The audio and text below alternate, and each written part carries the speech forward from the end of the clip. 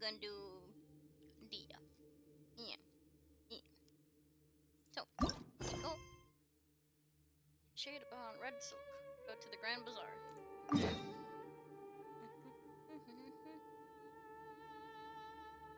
Swear that way.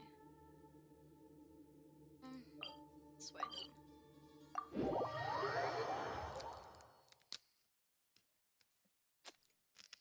Don't mind me. I'm trying to eat a snack. She's crunchy.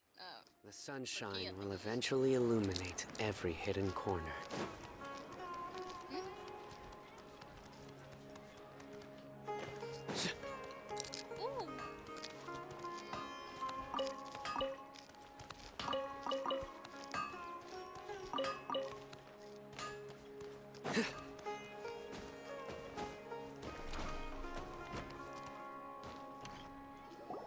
Hello, everybody. I was trying to remember.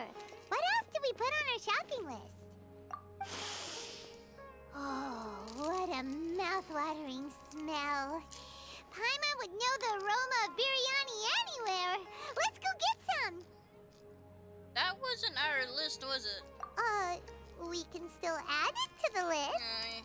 Well, if it isn't the Traveler and Paimon. Wasn't Hi. expecting to see you here. Hello there. Oh, it's been quite a while.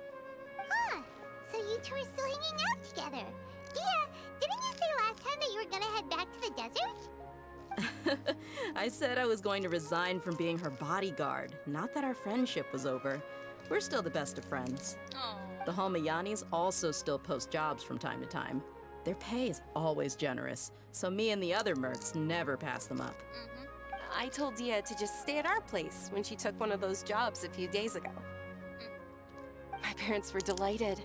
They even said that it always felt like we were missing someone whenever Dehya wasn't around.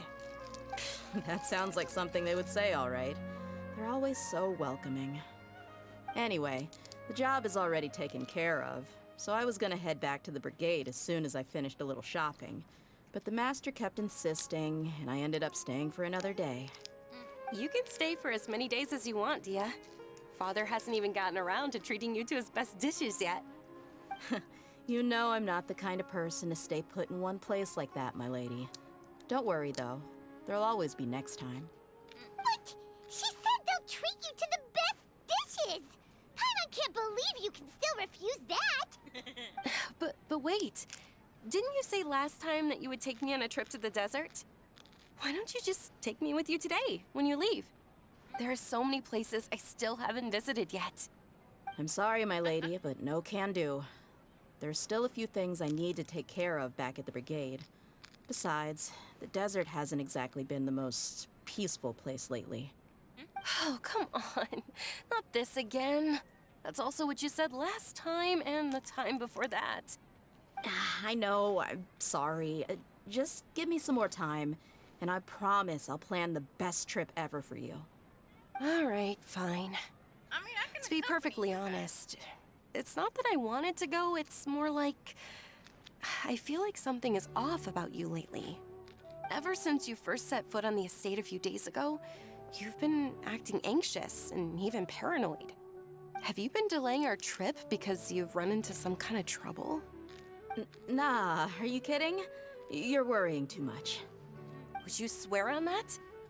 Friends shouldn't lie to each other, you know. I wouldn't pry any further if you're willing to swear on what you just said.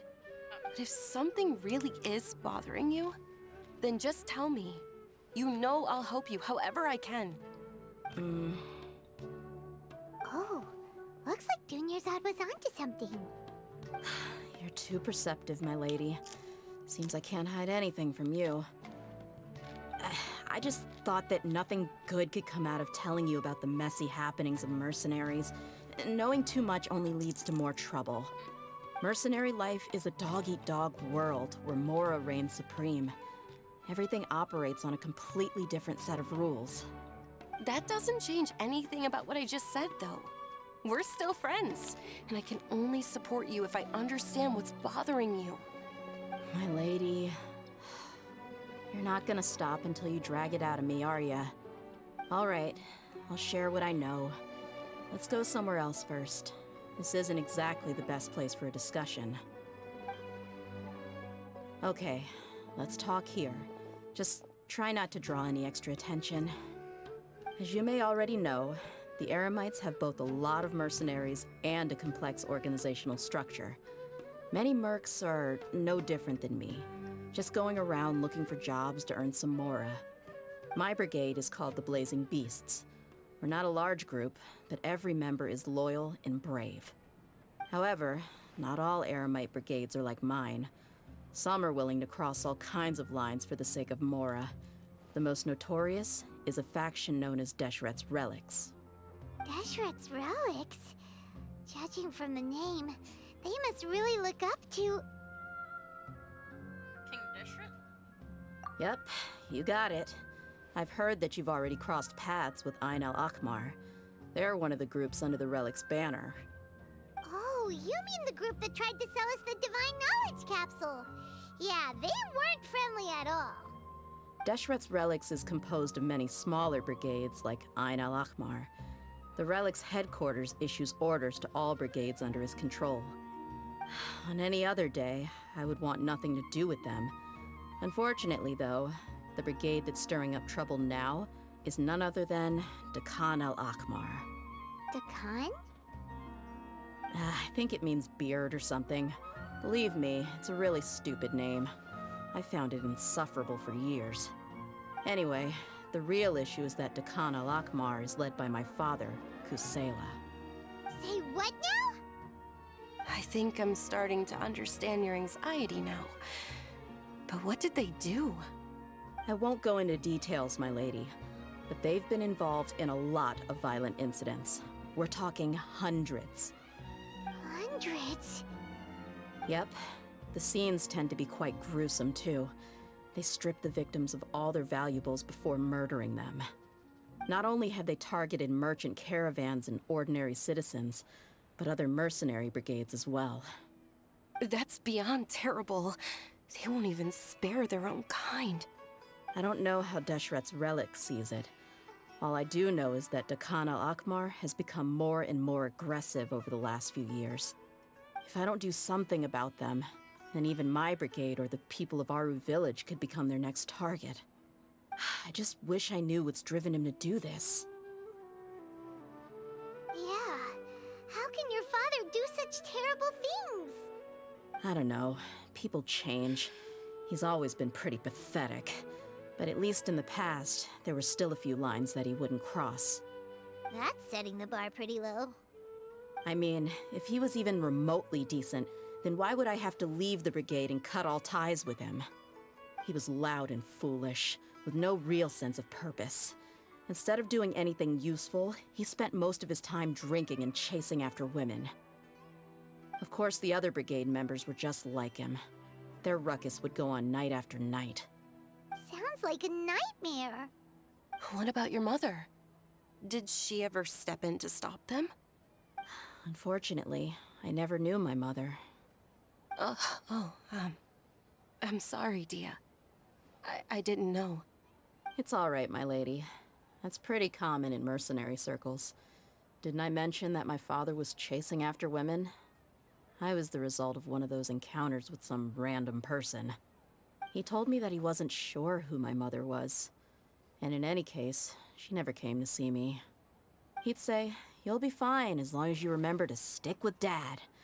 But even then, he left most of the parenting to the brigade. The one thing I do remember is that he used to tell me stories. But the problem was that he had terrible taste. He only knew a few stories, and even those tended to be pretty stale. They were tales of desert warriors defeating dragons in the forest, or stories of mercenaries rescuing princesses from rebel armies. Sounds like your typical fairy tales. More or less, yeah.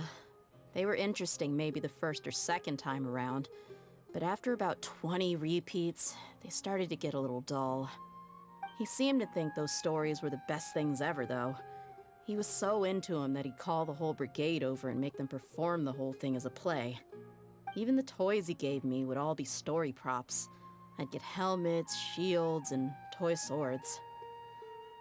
It was only much later when I realized that the shows were more for him than they ever were for me. What an interesting guy. But it doesn't sound like he had all bad intentions. Yeah, I've always found him pretty childish. But that was something I could just shrug off. I had no reason to despise him. Until I grew up and learned the true face of Deshret's relics for myself. Looting, blackmail, violence, and fraud. They not only accepted such heinous acts, they would even openly boast about them. No one in the brigade was any kind of hero. Instead, my father and his cronies were more like the bad guys that needed to be taken down. Did they really think that as long as they didn't do any of that stuff right in front of me, I would never know? I think I can understand your feelings. The difference between perception and reality must have hit hard. Yeah, but don't worry, my lady. It's all water under the bridge to me now. I had a huge argument with my father and left that place behind for good. I'm not investigating them due to any bitter feelings I still have towards my father. I just want to protect those that are close to me.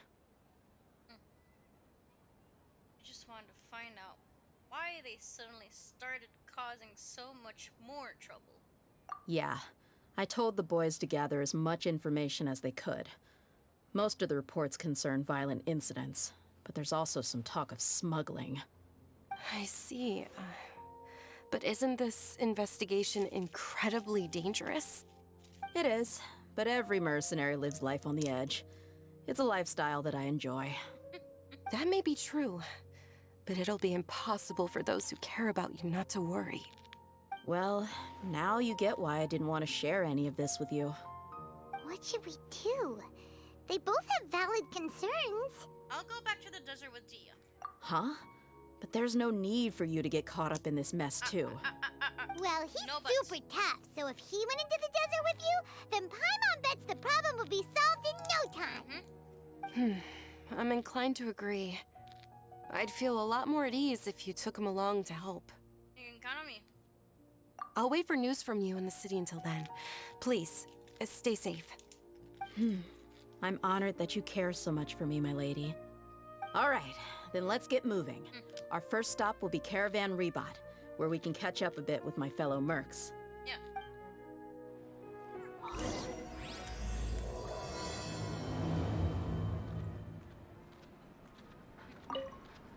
Please be careful. I'll stay in the city and wait for news from you. Sure. Just don't do anything reckless, all right?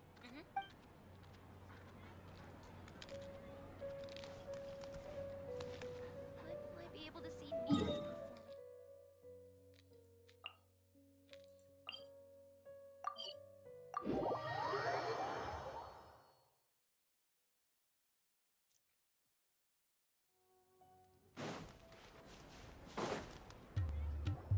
Hey, Dehya, you're back.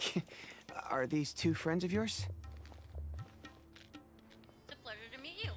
I trust Dehya with my life. Likewise. And there's no need to be so formal with us. We're a pretty casual crew. Anyway, since we've got newcomers, let me fill you in on what Dakan al-Ahmar has been up to lately. They've become extremely aggressive. Apparently, even their own now have become acceptable targets. They even attack other relics brigades, just the same as any other mercenary brigade. Uh-oh. Even the most ferocious beasts still protect their own. It sounds like they've thrown that straight to the wind. That's right. Once they've collected enough loot off the other mercenaries, they sell it off to a different brigade, or turn to merchants on the black market. A portion of their profit is immediately exchanged for more food and weaponry to be used in their next violent operation. That's terrible. Yeah, and it really makes you wonder why they're so desperate for Mora. A few days ago, Isham and I trailed them for a while, and even disguised ourselves as merchants to conduct trade with them. We were able to learn a few things from the exchange. Rather than saying they're out to plunder and hoard Mora, it'd probably be more accurate to say that they're experiencing an internal power struggle. Wait, a power struggle? You heard me right. The vast majority of their victims are mercenaries from the other brigades of Deshret's relics. If their only goal was Mora, they could have gone after anybody. The targeted nature of their attacks points to a power struggle between the different brigades within the relics. That's the only plausible explanation we have. Unfortunately, we weren't able to find out anything more specific. It seems they're also trying to keep things under wraps.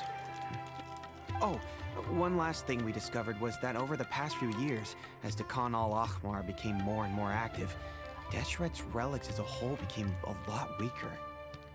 They were able to cause so much damage? That somehow... Like, thank you, baby. That somehow makes things even more confusing. It sounds mighty strange to me, too. Haroon, you can leave the rest of the investigation to us. Gotta say, though, I didn't expect you to go on a whole undercover mission during the few days I was gone.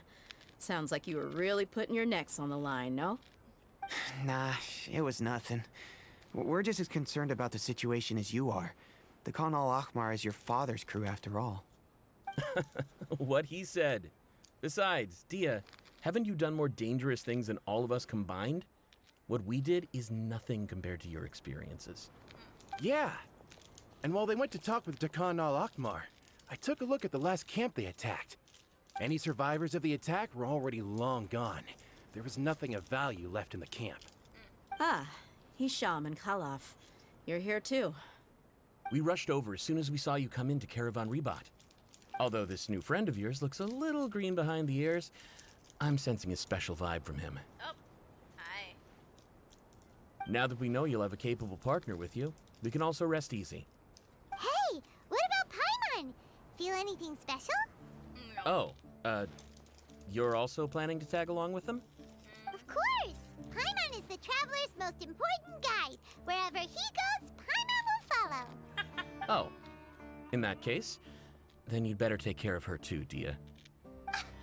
Don't underestimate Paimon! Don't worry about her.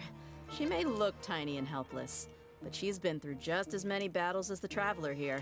Yeah. Even if she had only survived on sheer luck, then that alone would still make her quite formidable. I had no idea. I guess I shouldn't judge by appearances. Oh, one other thing, Dehya. When you're free, why don't you update the deputy about your upcoming schedule? We held another recruitment event a few days ago, but everyone only came to see the Flame Main. You weren't around at the time, so people were pretty disappointed to only find our crew of rough, unkempt guys. The deputy put a lot of effort into the event, but it was basically for nothing. Only a few people chose to stay, and that really got to him. Sorry to hear that. I'll be sure to bring him some great liquor next time. I left in a hurry and I couldn't make it back in time for the event. Gotta admit, I can understand their disappointment, though. You're our brigade's main selling point, after all. Now, if only the deputy could figure out a way to bring a few more smoking hot members into our ranks. Keep dreaming. Remember the last time I invited a couple gals into the brigade? You all just froze up with your mouths gaping like a bunch of scarecrows. The awkward silence and weird expressions left quite the impression on them. They were originally interested in joining us, but after that, they both told me they were too uncomfortable to stick around. Hey, didn't we agree to never bring that up again? Huh? Wait, are you serious? Why have I never heard about this? Where's the I don't documents? think you were part of the brigade yet. Are you kidding me? I missed a once-in-a-lifetime moment like that, and you weren't even gonna tell me? Bruh. All right. We can tell you about it later. Now's not the time. Hey, don't you try to change the subject. You and Hisham get your butts over here and tell me everything right now. Oh my god. Are they always like this? More or less. There aren't many rules or graces when it comes to mercenaries. We're used to just speaking our minds. If someone starts getting under your skin, you just yell right back at them. And if that doesn't put an end to it, then you just challenge them to a fight. But we also don't tend to take many things too seriously. Being direct and getting it all out of your system as soon as things come up is better than keeping everything bottled up, never talking about it. That's also why I never spare their feelings when I talk to them. If I want to laugh, I'll laugh. If I'm angry, then I'll unload on them. It's hard to stop once you get used to it. Though, I can never do that when I'm with the Homayanis. Oh my god.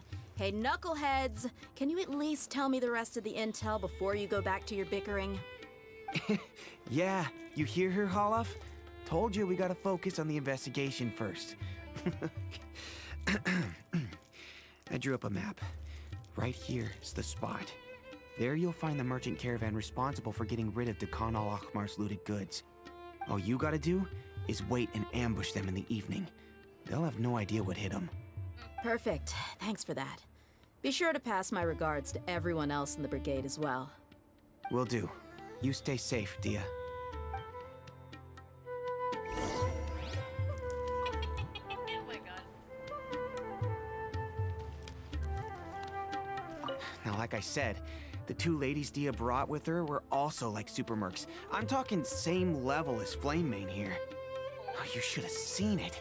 The aura of the two of them when they were standing together, it was incredible. I was just at a loss for words, that's all. Ah, so pathetic. Hey! Shut up! Oh my god. The girls felt uncomfortable, but but they were more uncomfortable than the girls.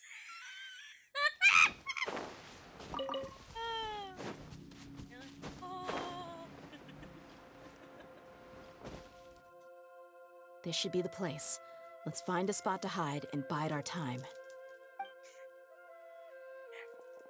I can almost see them going. It's gonna come down to a fight one way or another, so let's all be careful. No need to worry. He knows his way around a fight. I'm not worried about that. What I meant is that we probably shouldn't go too hard on the enemy. After all, we still need to get information out of them.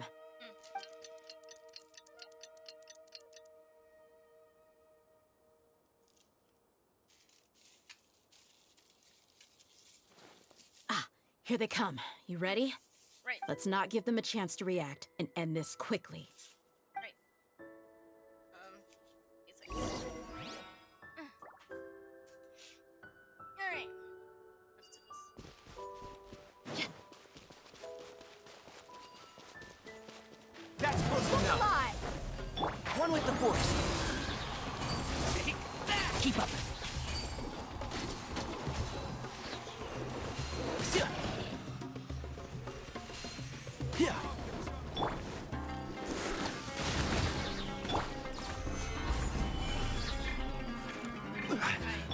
Buckle up!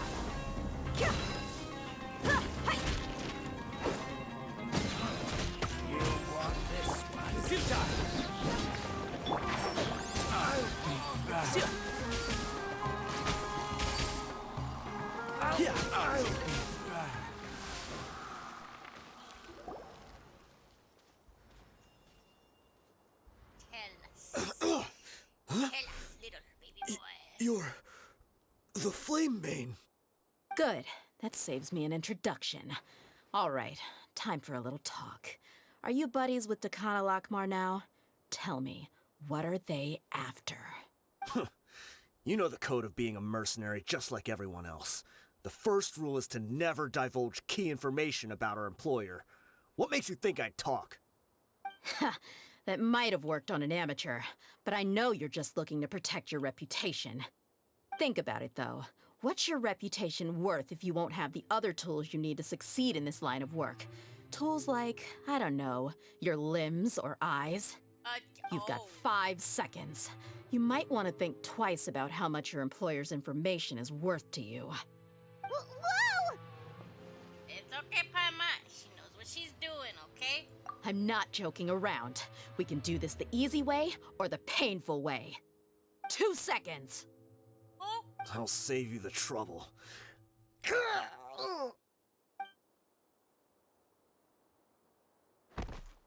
Huh? Are you crazy? He tried to bite off his own tongue.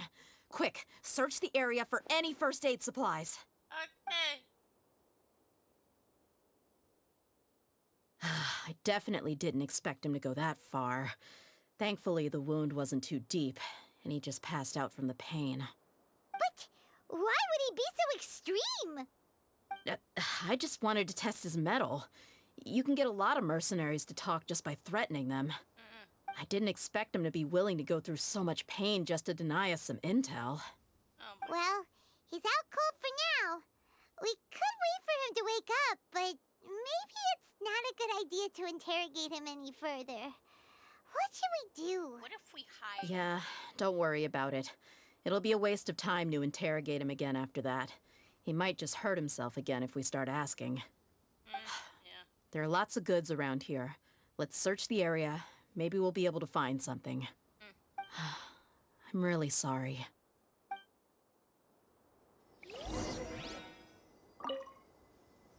Saturd's not greatly injured, and we'll probably wake up soon.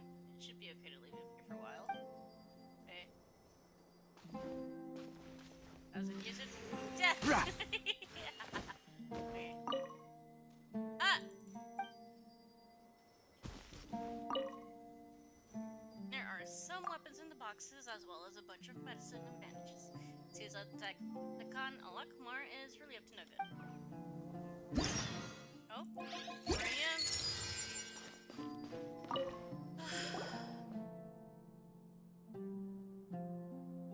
We found a piece of paper with a bunch of names on it. Maybe it's a record of something. Let me take a look. If this really is a merchant caravan, they should have a record of their transactions. Yep. I see an entry for Dakana Lakmar right here. Kusela, Idrisi, Bashar, and Takriti. All familiar names. Dakana Lakmar has been trading for a hefty supply of food, weapons, and medicine. It seems that in the past, they used to receive some canned knowledge as well.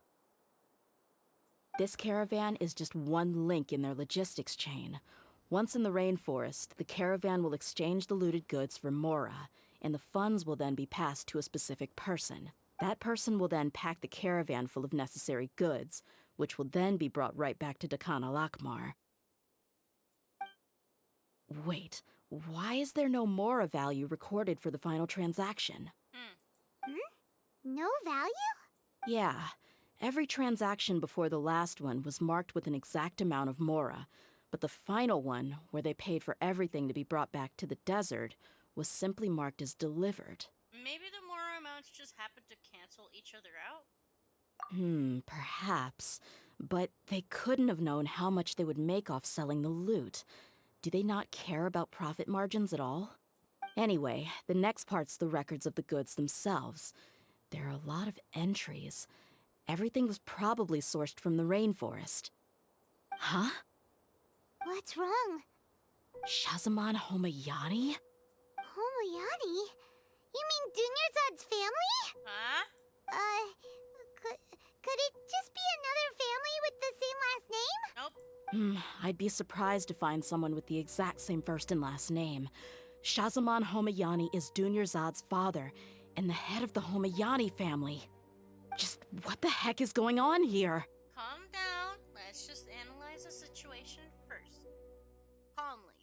I'm sorry, you're right. I'll consider what we found and not jump to conclusions just yet.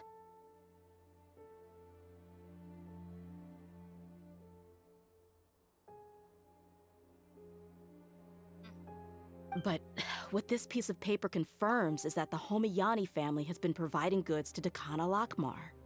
What if the Homayanis have been kept in the dark and don't know they've been trading with Dakana Akhmar? That's a possibility, but if that was the case, why is this caravan specifically named Shahzaman as their person of contact? They could have just as easily bought goods such as food and medicine directly from Caravan Ribat or Port Ormos.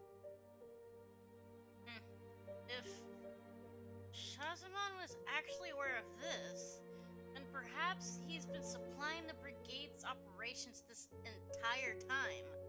Yeah, funding violence and looting. The brigade gets the goods, and he is paid the proceeds from the sale of the loot. But why would he do something like this? It's not like the Homayanis are in need of money. I honestly have no idea. I've been to their estate many times, and I've never noticed anything suspicious. The only potentially large expenditure I could think of would be the treatment costs for Dunyarzad's Elazar.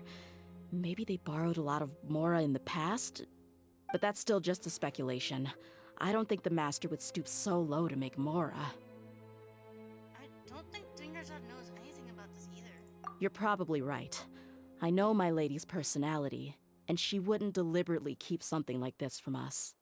But what should we do now? All we found is just another mystery. If we want to get to the bottom of this, we won't be able to turn back.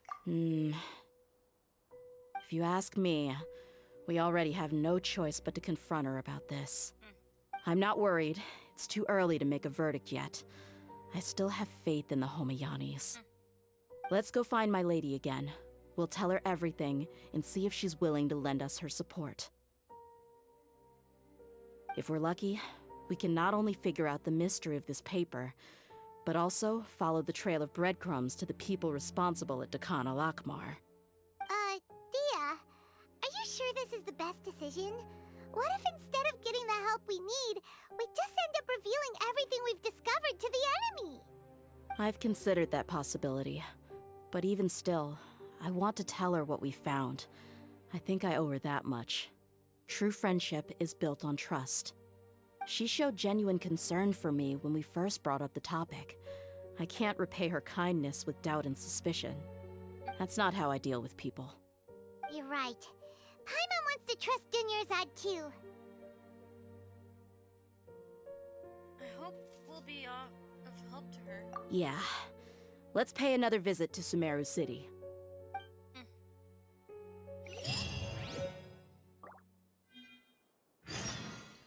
Go. Oh, the dumbass is still down there. Okay.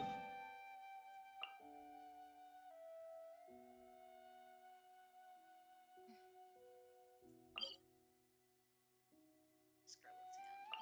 Go here.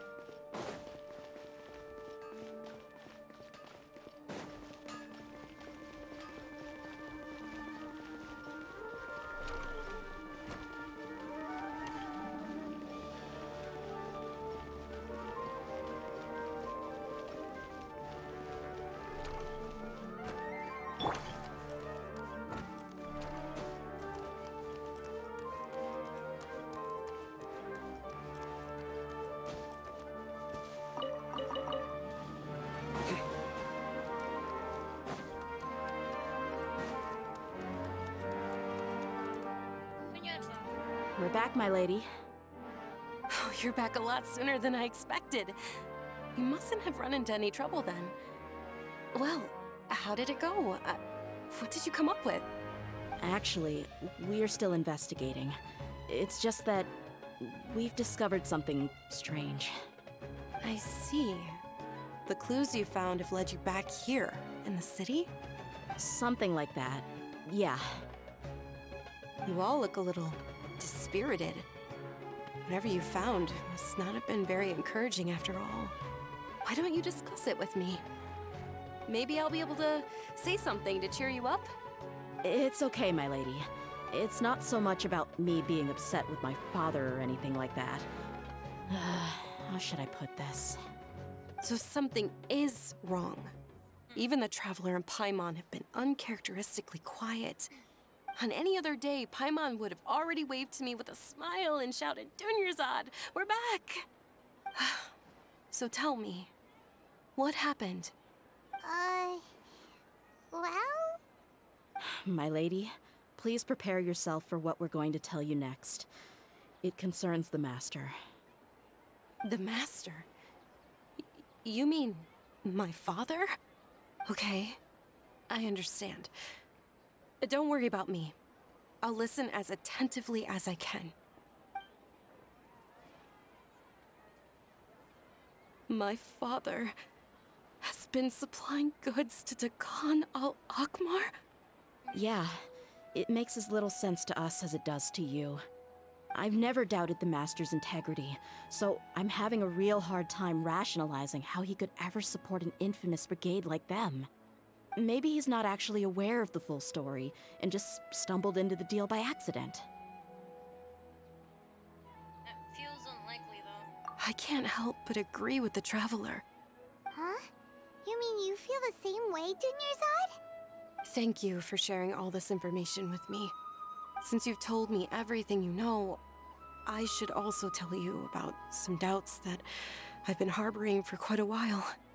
In the past, I thought that my father hired a bodyguard for me so that I wouldn't run away and get lost. However, there are plenty of capable mercenaries in the Corps of 30.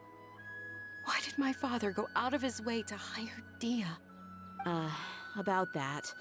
Well, the Homayanis really needed bodyguards, so they reached out to the Blazing Beasts. Later, the Master told me that I was one of the best mercenaries he'd ever seen, and that I should stick around to become one of his bodyguards. He offered me a pile of Mora, so I just signed on. Well, but that didn't really answer my question. Just think about it.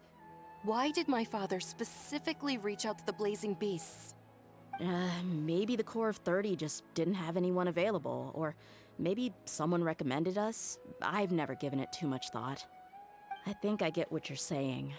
You think none of this was a coincidence. Precisely. At first glance, nothing seems strange or out of place. But there are many parts of the story that don't actually make any sense. If my father had always been in contact with the Khan al-Akmar, then it would make sense for him to bring Dehya into our house. You mean the goal all along was to get Dehya to be your bodyguard? No, that's too much of a stretch. I cut all ties with my father a long time ago. He has no control over my life anymore. But that still doesn't rule out the possibility that your father has still been trying to influence your life without you knowing. So, the Master was not likely an innocent victim in all of this? That's what things are looking like at this point. Sorry we put all this on you so suddenly, Dunyarzad. It's okay, Paimon. I should actually be thanking you. Regardless of his reasons, if my father has truly been funding a violent group of mercenaries, then it's my duty to bring him back to reason. But is that really the right thing to do? My father has committed many atrocities and deserves all the punishment that he has coming to him. I have zero sympathy for him. You may call me an ungrateful child, but my feelings will remain the same. However, the Homayani family has treated me with nothing but generosity and kindness. If we decide to investigate this further, we could end up implicating the entire Homayani family. I would be biting the hand that's fed me over all these years. Dehya. It's all right, Dehya. If anyone were to ask, you could always just say that I'm the one who instructed you to get to the bottom of this. You don't have to do that, my lady. I'm not conflicted because I'm afraid of taking responsibility. Besides, you're the one we should all be worried about right now. Hey, it's still too early to give up hope. What was that thing about friendship again? True friendship is built on trust. Right, yeah, trust! You said that yourself, Dehya. Besides, there's no point on getting all riled up before we've confirmed all the facts. If your trust hasn't been misplaced, then he probably has many conflicting feelings as well. Thank you, everyone. That makes a lot of sense. I guess I should always remember the trust that I've placed in people. In which case, my lady, could you ask the Master to come out and have a chat with us? Sure thing. I also hope he'll be able to give us a logical explanation. Let's meet at the usual place then. Usual place? Ah, right!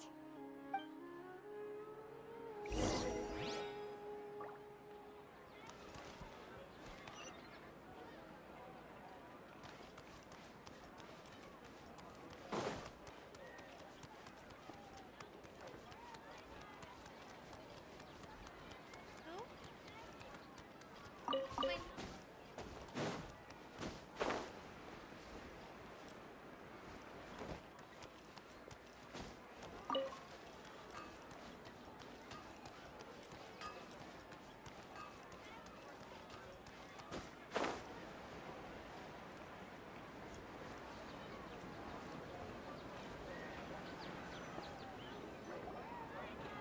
Thank you for coming, sir. Please allow me to introduce these two. This is the Traveler, and next to him is his travel companion, Paimon. Ah, yes, my daughter has mentioned them from time to time. It's a privilege to finally meet them in person. But we may skip all the pleasantries for now. What is the important matter you wish to discuss with me today? Well, we wanted to bring this transaction record to your attention. There's something on this record that we're all pretty curious about. So, that's what you found? Huh. Seems like I can't keep everything from you much longer. If you wouldn't mind, we'd like an explanation. Well, it's a long and difficult story. And to be perfectly honest, I'm not sure if I'm doing the right thing. What I do know, though, Dehya, is that the truth will bring you no solace. If anything, it will likely cause you a great amount of anguish. Wait, me? Yes, I understand perfectly why you came to see me. And I am touched by your collective commitment to do the right thing. But knowledge always comes at a price. And sometimes, as they say, ignorance is bliss. Your father, Kusela, and I both believed that. What? Of course, you have the right to seek and learn the truth, but I must warn you. The facts of this matter may reduce everything you've built for yourself into sand, blowing in the wind. If you must proceed, then Kusela's heartfelt efforts will also fade into the wind like a fleeting mirage. His heartfelt efforts? I'm sorry, sir, but I'm not sure I follow. I've made it this far in life without a single drop of my father's support. I have my own ideals and ways of looking at the world, as well as people and causes that I've chosen to cherish and fight for. None of these things have anything to do with him. I came here today to support you as the head of the Homiyani family. No warning will change my stance on that. I understand. Then let me tell you a little story. Our family once needed to take a trip to the desert when Dunyarzad was just a baby. Along the way, we were attacked by bandits. They had superior numbers and quickly overpowered our bodyguards. When all seemed lost, a group of passerby Eremites lent us their support. Those Eremites were Kusela's brigade, Dehya al-Ahmar. Kusela's men told me that the attackers were Eremite mercenaries, just like themselves. I was shocked. Why would Dehya al-Ahmar go so far to save us and not spare the fellow Eremites? Kusela was grinning and walked over to play with baby Dunyarzad. She was startled by his unfamiliar face and nearly started crying. Really? I never knew. He said that he had no particular reason to help us. He just took pity on us because he had a daughter about the same age. We started talking about our children, and I sensed that he was a devoted father. To repay his kindness, I hired his brigade to help out at our estate for a time, and offered everyone generous remuneration. So, that's what happened. It was many years before I saw him again. I almost didn't recognize him the next time he came knocking on my door. The man I knew to be strong and healthy had been reduced to a shell of himself. He couldn't even walk anymore without his cane. So, what happened to him? He was perfectly fine when I left the brigade. I'm not too sure myself. The only thing that didn't change was his cheery disposition. He said there was absolutely nothing to worry about and that he had gotten into a fight. That was all. He then suddenly asked me if Dunyarzad, now that she had grown, would need a bodyguard of her own. At the time, Dunyarzad was going through a particularly severe bout of her Elazar. There was no need for her to have a bodyguard when she could barely leave the house. But he kept coming back to the topic. Come on, it never hurts to be safe. How do you know a bodyguard won't come in handy one day? I was completely lost at first, until he recommended the Blazing Beasts. and in particular, a mercenary named Dehya. So he was the one who recommended Dehya to you. Indeed. He didn't say it out loud, but it was clear that he saw Deshret's relics as an evil group who would eventually corrupt every member in their ranks. He was already beyond redemption, but he hoped that he would be able to detach his daughter from the vicious world of mercenary life. If Dehya could stay in my house and keep working as a bodyguard, then gradually her affinity for the desert would decrease, and she'd be able to leave her previous life behind. And that's why you offered her such generous compensation? Yes, but not just because of that. From the moment that he asked me for that favor, I also began to see Dehya as my own daughter. And that's also why I tried to persuade you to stay when you asked for permission to leave. I was willing to spend however much it took. Kusela saved my daughter and me all those years ago in the desert. I could never refuse him entrusting his daughter to me. He was always like that, acting like he's oh so smart and self-righteous. Kusela said that he'd reimburse me for a portion of Dehya's fees. I refused to take any Mora from him, but he'd always send me funds anyway. Eventually, I just accepted them as a token of his gratitude. And that went on for a while until I received another letter from him a few years ago. The letter contained a request to help him buy food, weapons, medicine, and even explosive materials. Wait! Isn't that around the time that Dakan al-Ahmar started becoming more aggressive?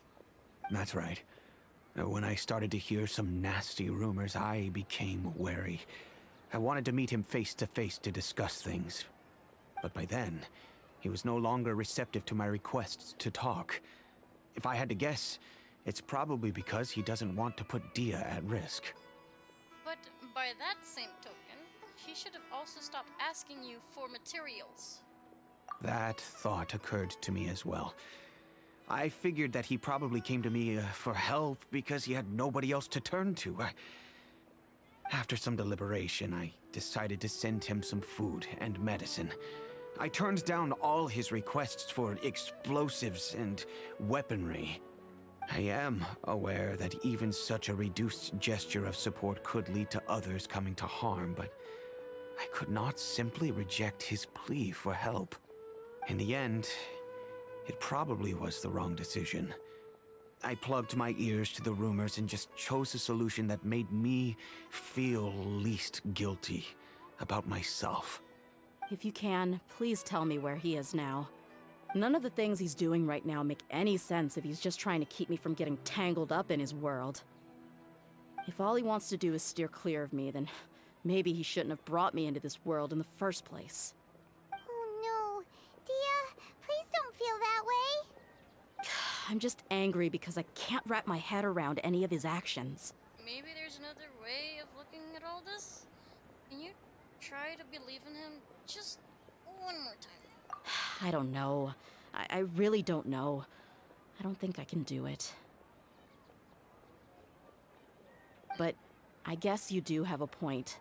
We haven't uncovered the whole truth yet. We still need to figure out his exact actions and reasoning for these last few years. I'll do my best to help. Of course, anything between the two of you would need to be resolved between you and him alone. I don't know Kusela's exact whereabouts. Outside of supplying his brigade with some goods, I tried my best to avoid getting involved any further with him. However, there's a man on the list named Jawed. He used to be a mercenary in the desert and is now a member of the Corps of 30.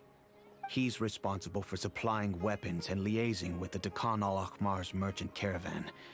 I think he should know Kusela's whereabouts.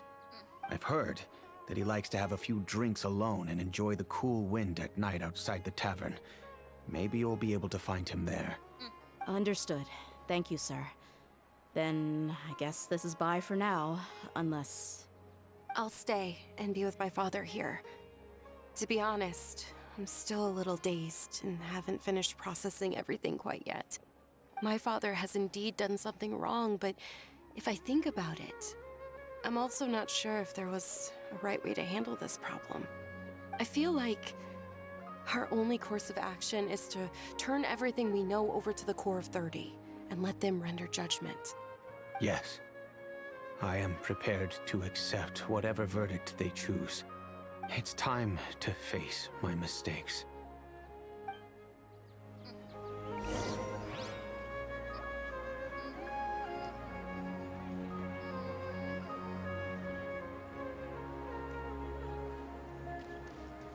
Tavern.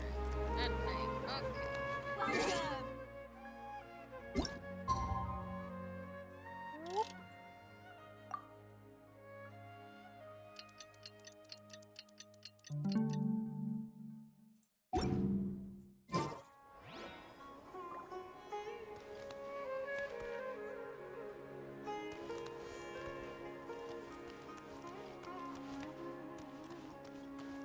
Oh, Jawad. Huh? Hello there. Who are you guys?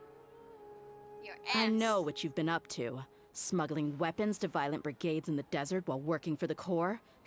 Pretty bold, if you ask me. Shh. Keep your voice down. How do you know all that? Come with me. We should take this elsewhere. I'll be happy to talk things over once we're somewhere private.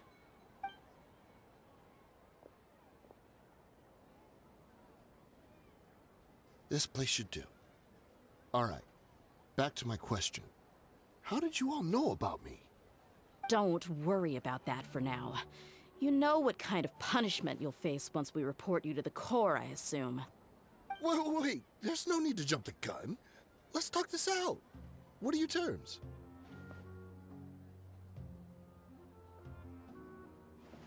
So what's in it for you anyway, Mora? Well, I was a little tight on money at the time, and Kusela took good care of me in the past. I weighed it in my mind, and I couldn't find a reason to turn the opportunity down. I wouldn't only be helping my benefactor, but I could also make some quick Mora. Let me tell you how it is. We're investigating Dehya al-Akmar, and we're gonna put an end to their operations. If you provide some help for us, then we might just put in a good word later to reduce the terms of your punishment. Hey, why don't we discuss this a little first? Listen, I made quite a bit of Mora from my last run. You just give me a number, and I'm sure we can... Shut it. My patience is running out. You should know when a mercenary is after something other than money. All right, sheesh. But you gotta promise you'll put in some nice words for me later. They're always on the move. Here's the spot they were at the last time I made my delivery to the desert. Feel free to go have a look. I'm just telling you though, it's not on me if they're not there anymore. Sure. And then you can forget about any nice words from us. Hey, come on. Now you're just being unreasonable. Really? And how do I know you're not leading us straight into a trap? Don't forget, you're the one with no bargaining chips. All right, I get it. Why don't you go take a look, and if they're not there anymore, I'll try to figure out something else for y'all. Now that's more like it. Let's move. And as for you, try to stick around the city until we get back. You don't want us to call the folks from the Corps and have them drag you back to the city.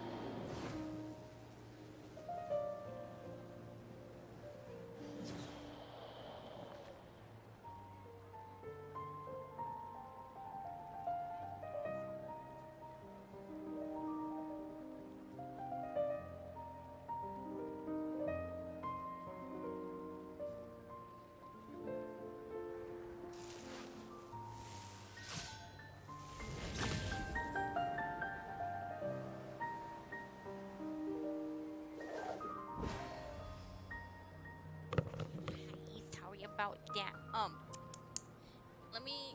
Give me a moment. Like maybe like 10 minutes probably. I'm gonna make some waffles.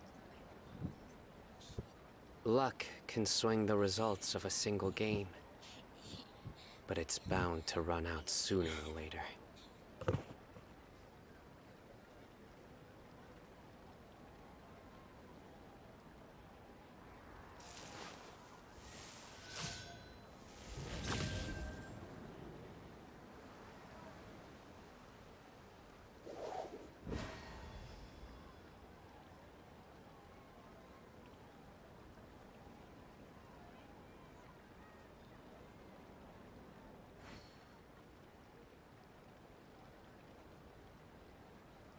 I do try to lighten the mood sometimes, but I'm not the best judge of other people's sense of humor.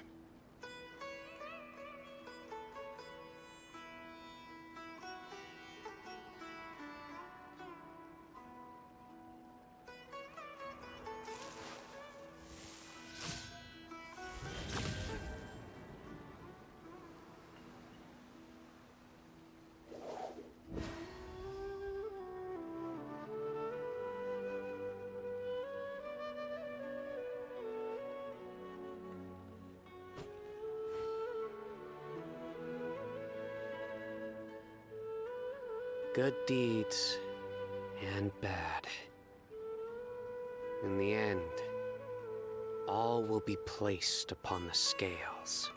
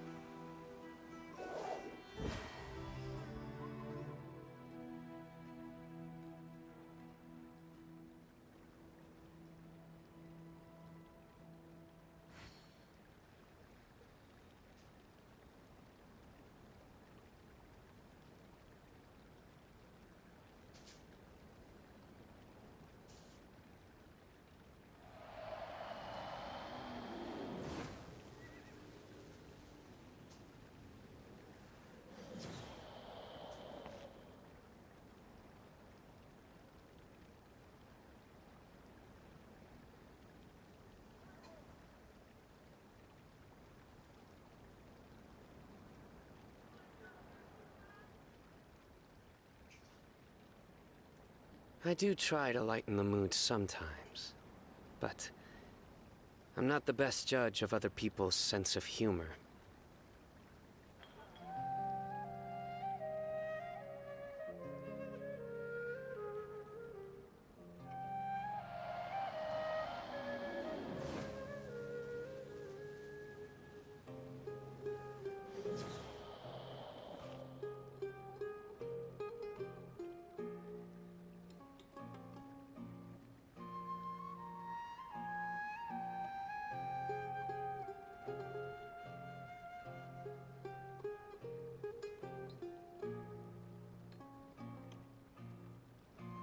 Good deeds and bad.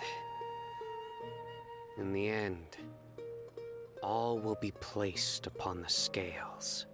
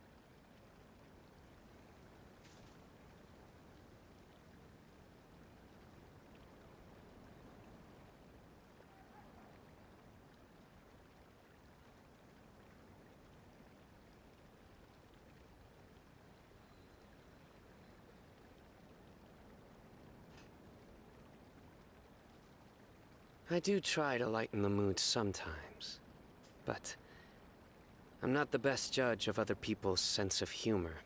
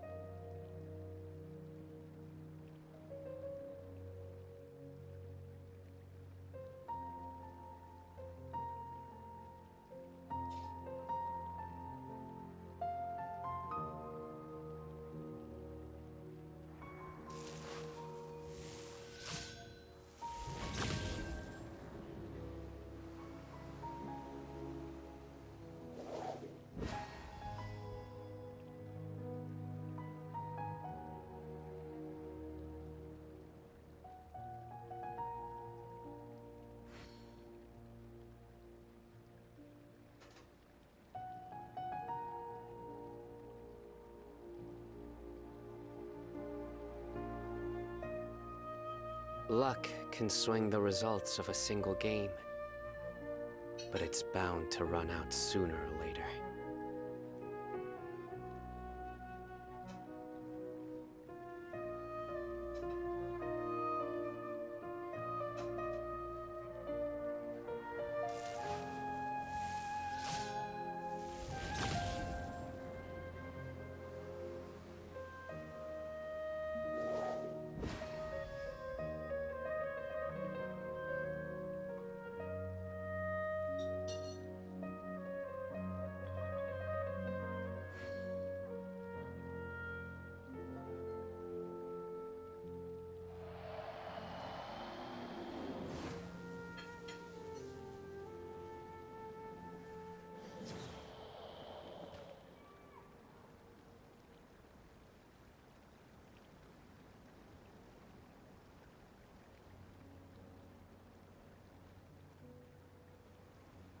Good deeds and bad.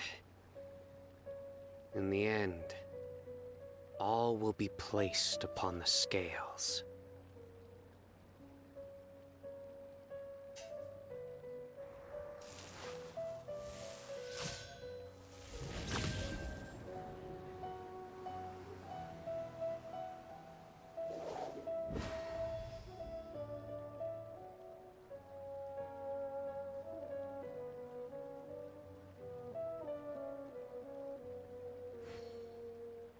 I do try to lighten the mood sometimes, but I'm not the best judge of other people's sense of humor.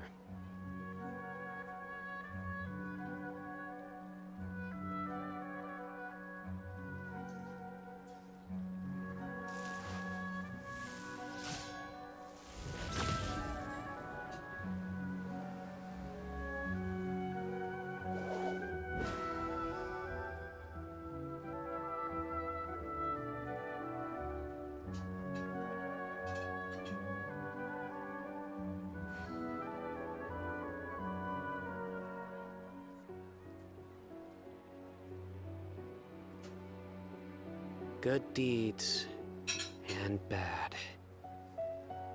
In the end, all will be placed upon the scales.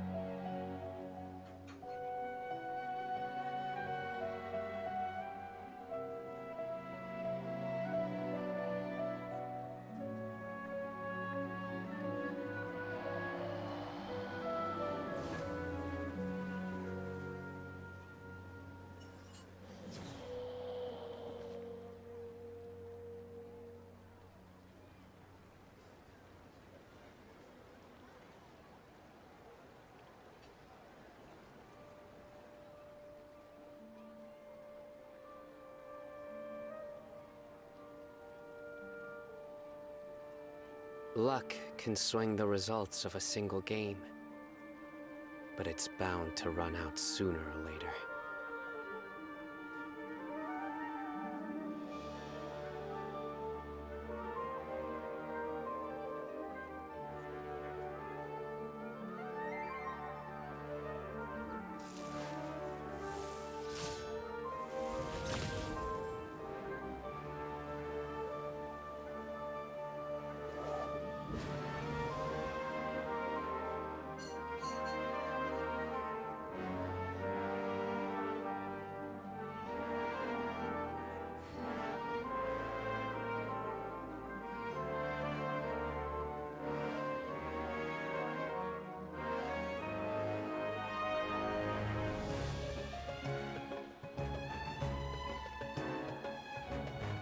I do try to lighten the mood sometimes, but I'm not the best judge of other people's sense of humor.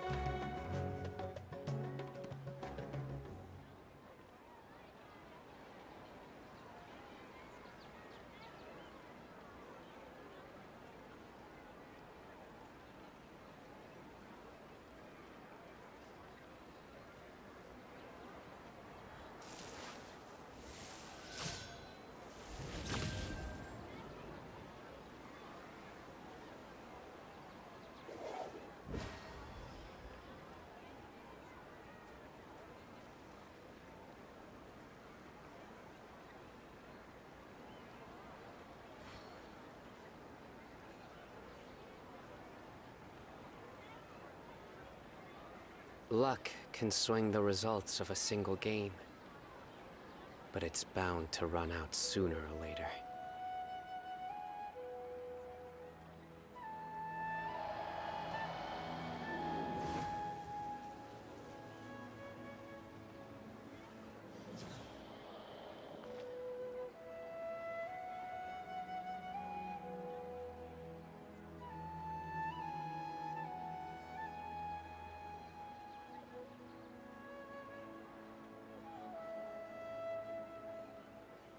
Good deeds and bad. In the end, all will be placed upon the scales.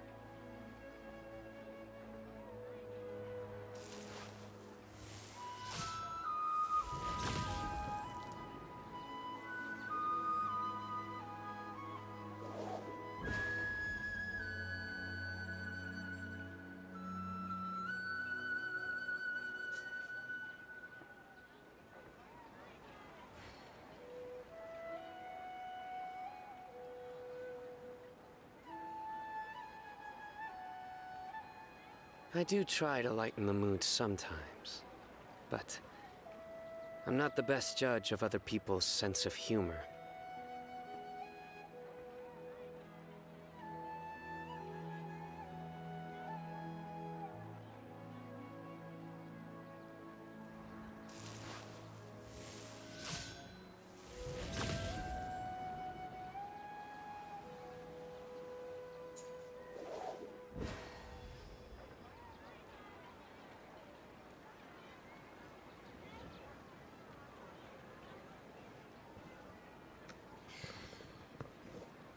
I'm back.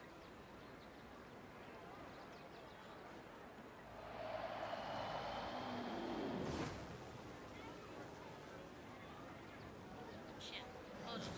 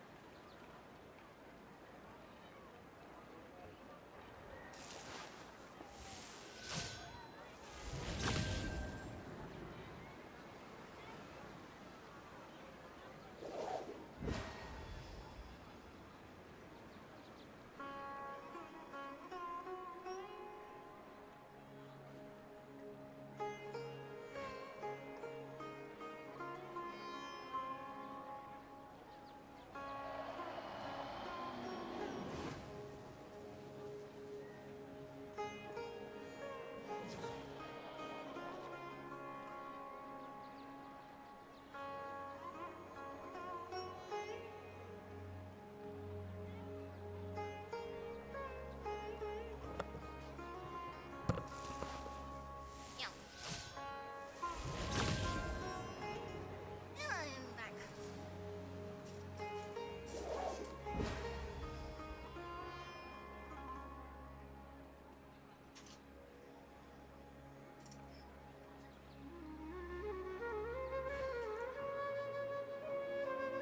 Hey, alright.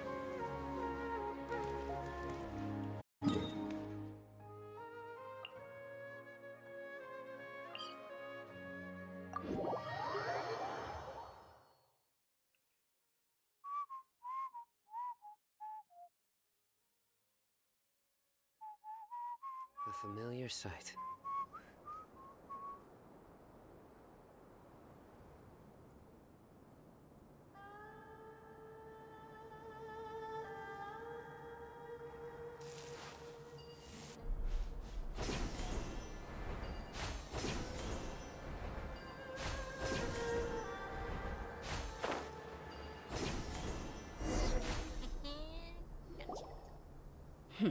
Seems like we're in luck. That should be their camp right up ahead. Let's go. We'll finally get to the bottom of this ourselves. Right. I'm here to see Kusela. Tell him to get out here. Following orders. Dehya, why are you here? Gather! Take that!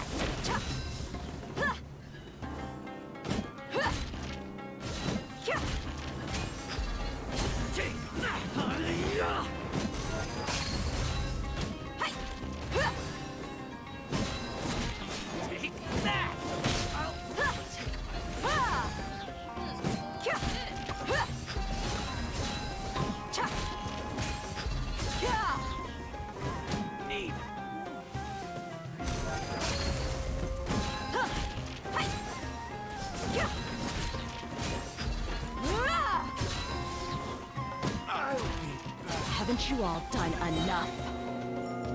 Oh, so are you also here to stop us? Stay out of this. It's got nothing to do with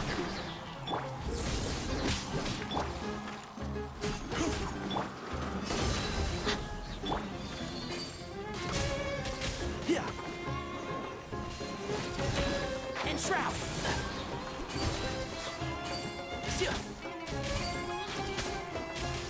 Take. Take that.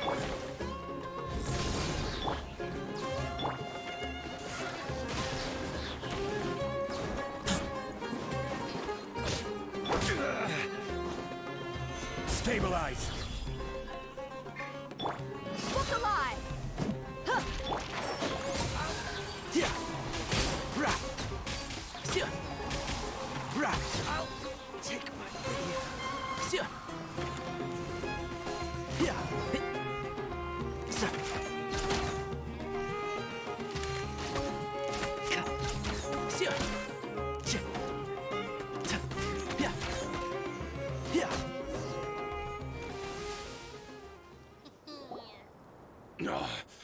She's so strong. Of course she is. Enough fighting. We all know each other, and I don't want to take things too far. Just bring Kusela to me. There's no use hiding him anymore. Did you understand a single word I just said? Or do I need to bash your skull in some more? All right, everyone, let's all just calm down for a second. Dehya, the boss can't come out and see you anymore. He died a long time ago. What? Seems like you've been out of the loop for a while. Guess that's for the best, though. At least, that's what the old man wanted. When did he die? What happened to him? A few years ago, Kusela broke up Dakan al-Ahmar and went to the Deshret's Relics headquarters by himself. So is that when you guys started acting up? Yeah. We would prefer to call it taking revenge. Every last person in Deshret's Relics must pay in blood for what they did. So that's why they turned on each other. It was all motivated by revenge. Let me start from the beginning. Dehya, do you know how the head of the Relics maintained order internally? Overwhelming strength and unquestionable authority? Those were a part of it, yes. But just those on their own weren't enough. They had another tool at their disposal. They called it a person's record. Regardless of whether they joined by their own will or were coerced, every person in Deshret's Relics were forced to leave a record of themselves at headquarters. Whether it be their deepest sin, some unforgivable act, or their most immoral exploit, the record served both as a symbol of loyalty and the perfect material for blackmail. Motherfuckers. So you mean Kusarla thought there was no escaping the records? That's precisely it. Every one of us have a record. Me, Bashar, Tikriti, and all the boys who grew up with Dehya and ended up joining our ranks. But you, Dehya, you were never asked to provide a record, were you? I never even knew this was a requirement. You were probably the only person in all of Deshret's Relics who didn't know about it. Ever since you were born, Boss had been trying to shield you from this organization's sinister rules. Not only that, but he also banned all of us from committing any nefarious acts. He said he'd take care of the dues we had to pay regularly to headquarters. But in the end, he was just an ordinary person. What could he do? He was forced to go to headquarters again and again to account for missed dues and incomplete records. He'd come up with all kinds of excuses and get beaten up as a result. We all knew he was doing that for you. He wanted to get you out of this world, no matter what it took. And that's why he became a shell of himself and couldn't walk without a cane. Wait, but that doesn't make any sense. I didn't know about any of this, and I'd never seen him get injured or beaten. Because you were too young at the time. How would you ever tell between wounds from a beating and wounds from battle? When you left home after that final argument with him, he seemed to age by a decade overnight. Even his hair went gray. So, even the blazing beasts were... Yep. It was all his doing. Had he not arranged them to come to you, You probably would have been reduced to a pulp before you ever left the desert. A few years ago, Boss said he needed to make another trip to headquarters. He was already pretty weak then, and we all assumed he was going to get beaten again. I suggested that he hand the role of leadership over to me, but he said there was no longer any need, since the Khan al-Ahmar would soon be no more.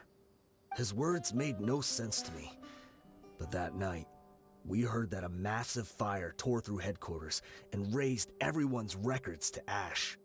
Everyone gained their freedom that night. Many members fled, not just from our ranks, but from the other brigades as well. But how could we leave with a clear conscience? All of us who knew exactly what had happened. The boss can't have just died for nothing. Those heartless jerks at headquarters took him from us. From that point on, the sole purpose of the Khan al-Ahmar became revenge. The big fire that Boss started was quite a blow to headquarters' strength. It's given us the opportunity to launch our attack. Even though we're outnumbered, we vowed to see our revenge through to the very end. But Deshret's relics haven't been the only victims of your revenge. There were people from headquarters who changed their names and went into hiding. Some fled to other brigades, and others escaped to the rainforest. But we won't let any of them escape our wrath. They'll all pay for what they've done. We've suffered plenty of losses as well.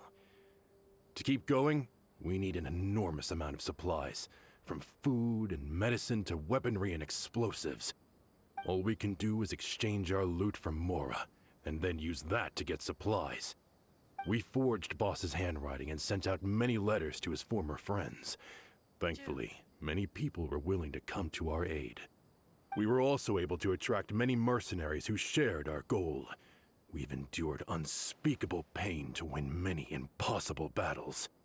Deshret's relics have become weaker and weaker, and now we finally have an opportunity to directly strike their headquarters. Paimon doesn't know what to say anymore.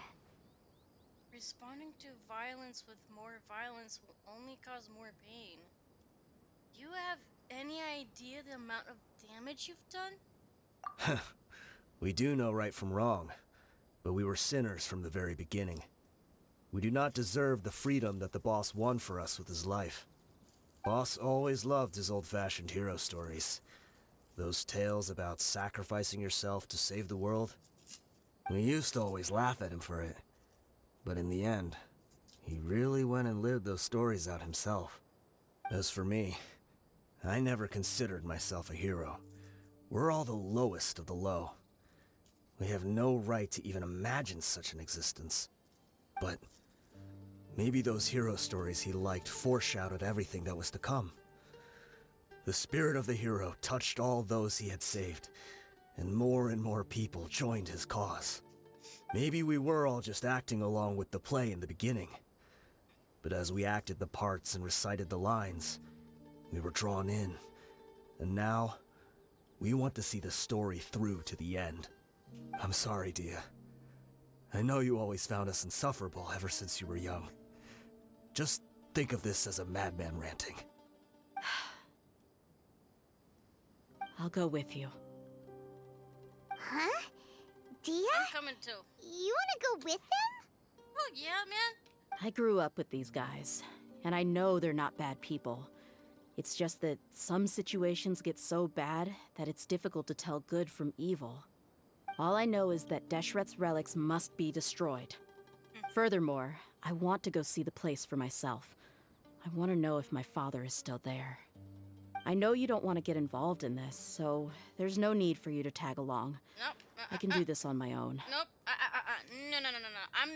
I'm coming. No. I made a promise to Junior side to support you. Yeah. Paimon feels like we'd only regret it if we don't see this through to the end. Thank you. We'll be a lot stronger together with you. Good. I bet Boss would lose his mind if he ever knew you'd join us at the very last moment like this. Considering all the losses and injuries we sustained, we can't afford to turn down someone as powerful as you. He can think whatever he wants. But the fact is, I owe him this much.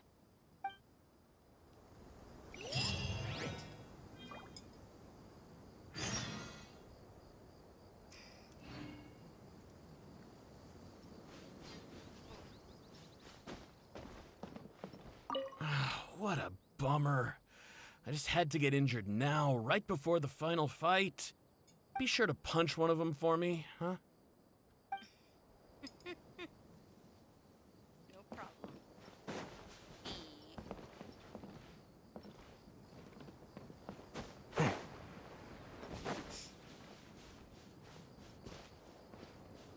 Keep up.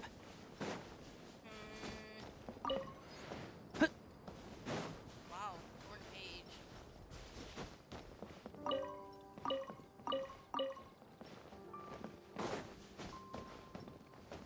God damn it.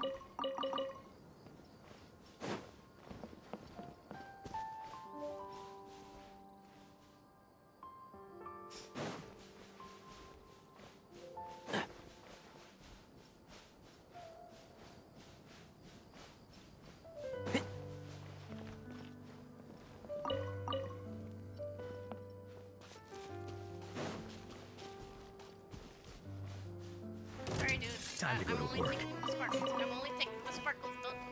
No. I'm only taking the sparkles. Just follow Right. your hunting. No. Yeah. Stealing your ship, right? Is that all you've got? Keep up. Take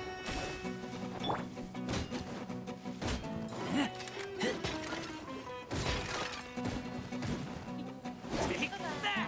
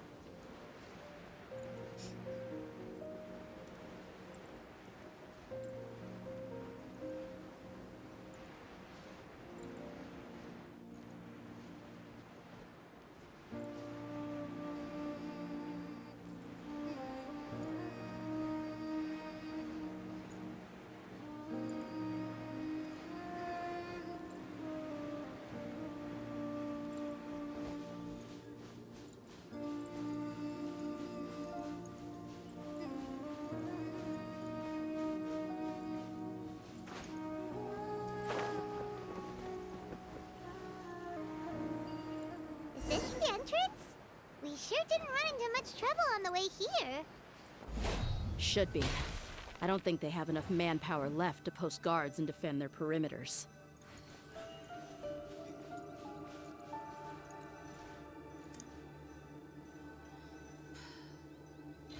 I'm sorry, dude, but I want Kazu. I want Kazu. All right, let's head off. Kazu. Or should I take off? Nope, nope, let's commit. Let's commit. Yep, let's commit. Commit. Let's commit. Yep.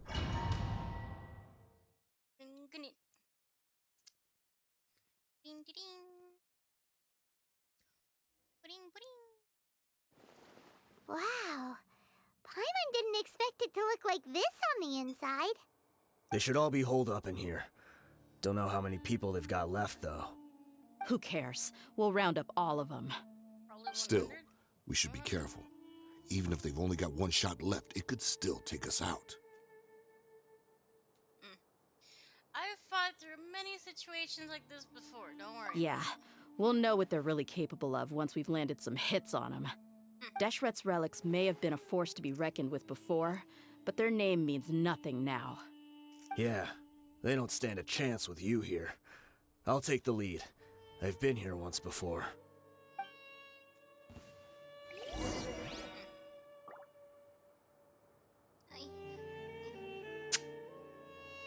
Boop, boop, boop. No. Oh, wait, meow. It's my meow.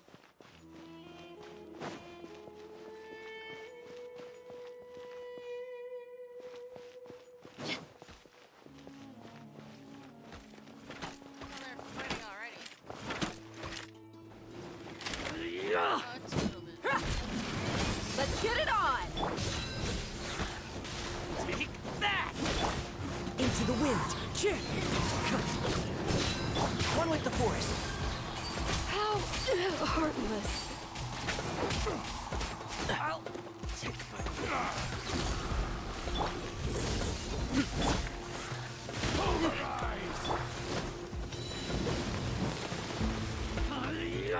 Time to go. The wind knows me.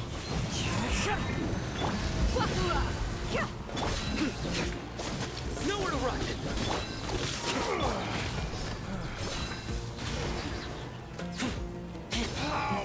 Regret. Where else?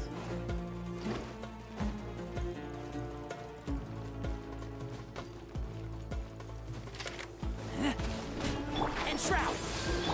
Look alive!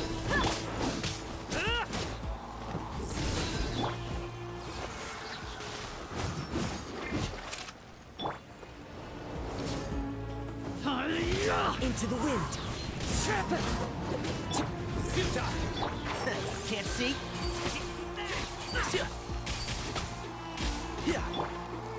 The wind knows me.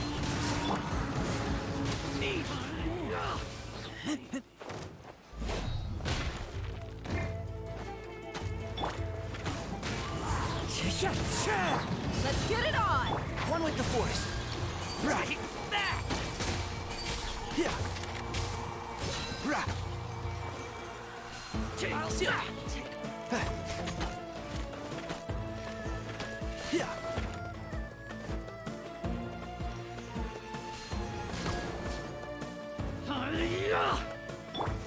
Needs.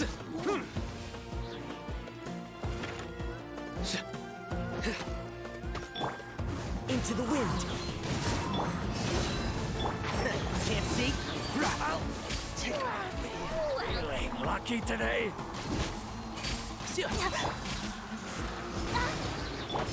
Surrender.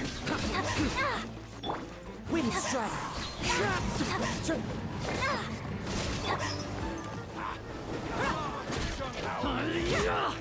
I'm getting sick of this. You are? I'll uproot you. One with the force.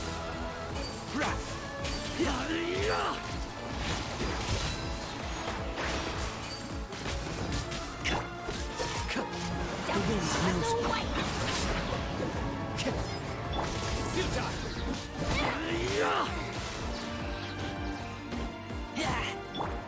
One with nature.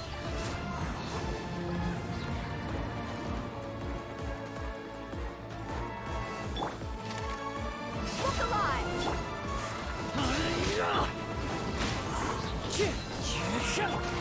Can't see. This way, follow me. We're almost there. Wait!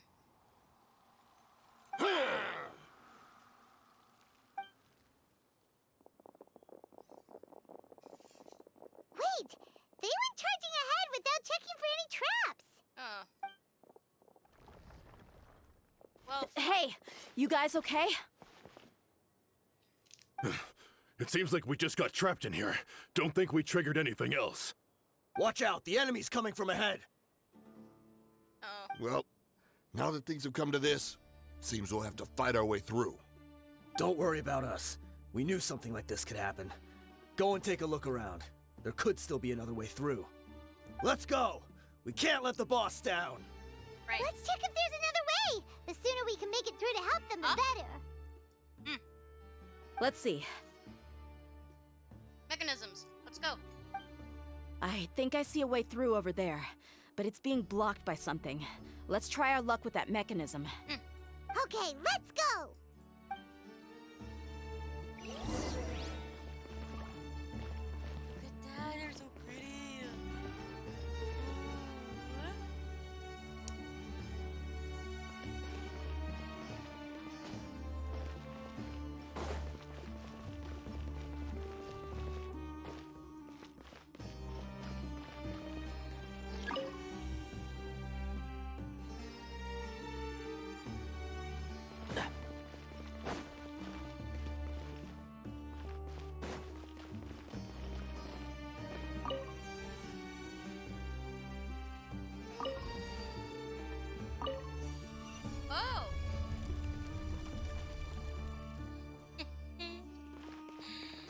right.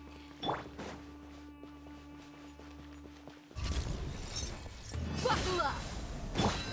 The wind knows me. One with the force. Yeah.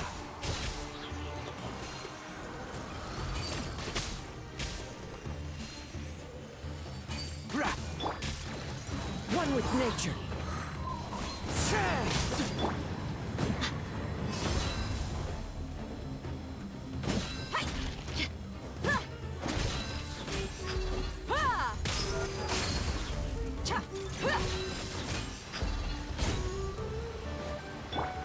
Into the wind. Poor Kazu.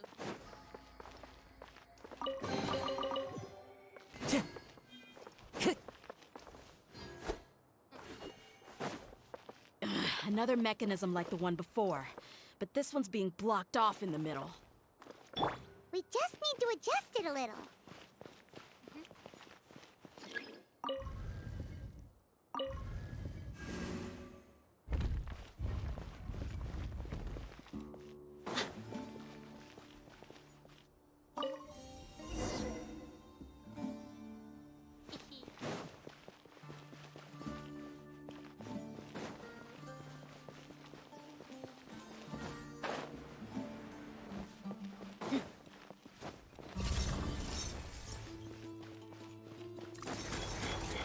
Look alive! One with nature. Nowhere to run. Can't see? Yeah.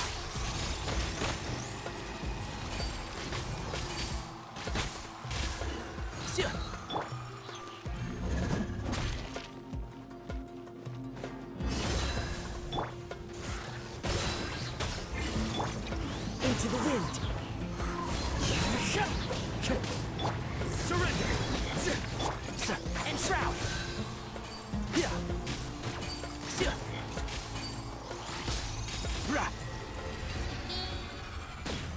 Got it.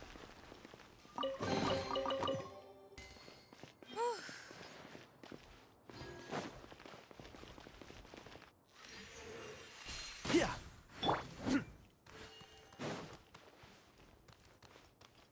Oh wow. 3. Buckle up. The wind knows me.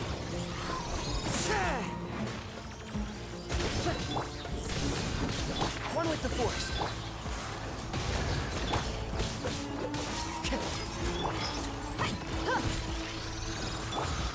One with nature. I must remain calm.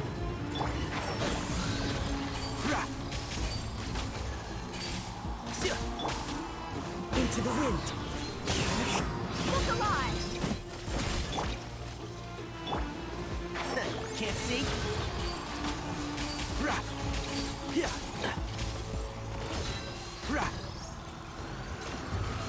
Yeah, keep up.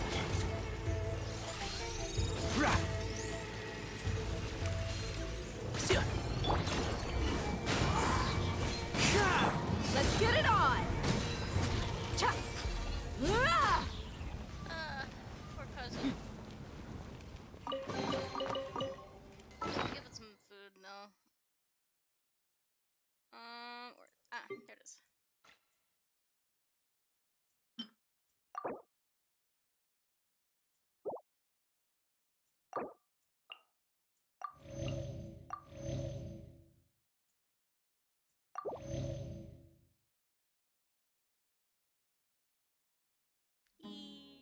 Cute.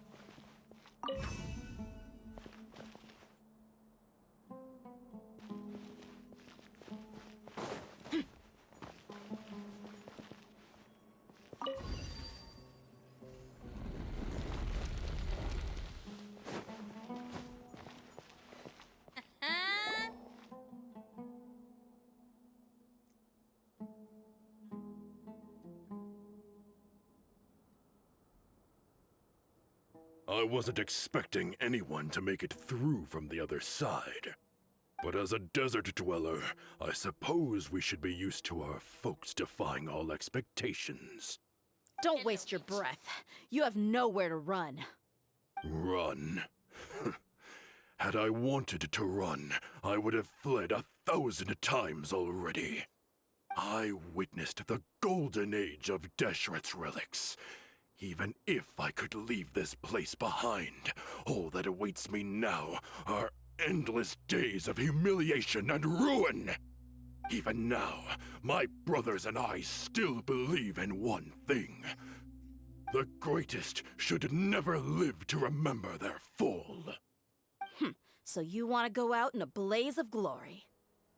Let us draw our weapons! We will show them the true power King Deshret bestowed upon his followers. They are but two, while we hold within ourselves the entirety of the relic's glory. Wave 1, charge! Eliminate them! Okay. Come at me. Look alive! Where do you think you're going? One with the force. Yeah. Take that! Where do you think you're going? The wind knows me. Can't see? Yeah. I'll be back. You don't think that you've won. We're just getting started. Let's end this now. Into the wind. And shroud. Now you're testing my patience. Yeah.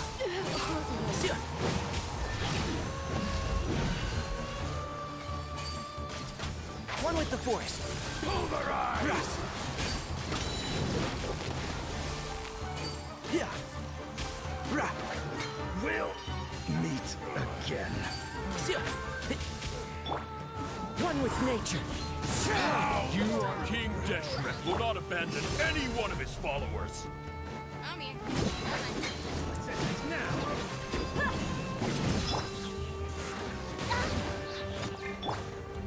The wind knows me. And shroud. Take that! I'm getting Now you're testing my patience. Can't see? Right. Yeah.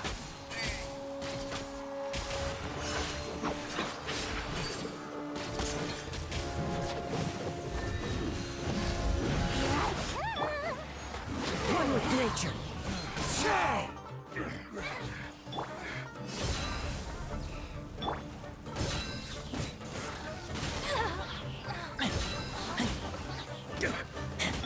Nowhere to run.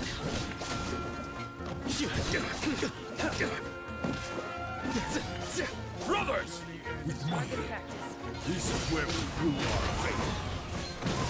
Do you all just want to die? None of us plan to leave this place alive!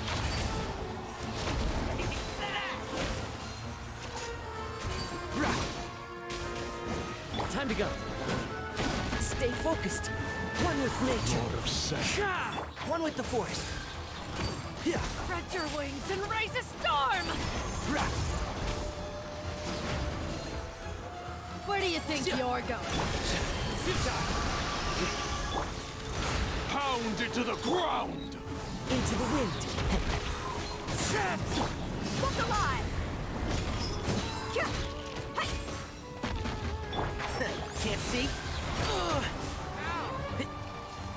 Yeah. Keep up. Oh! God damn! Right.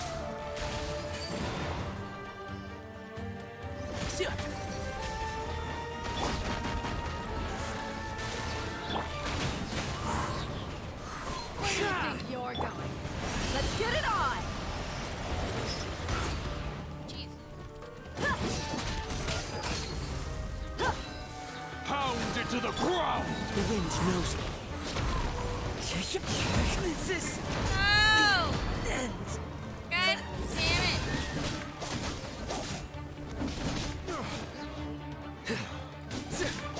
Buckle up! You asked for it! The golden slow. The commander has finally fallen! But they're still coming at us! This place is like a gladiator's ring. They just keep coming no matter how many we beat. Yes! Keep fighting!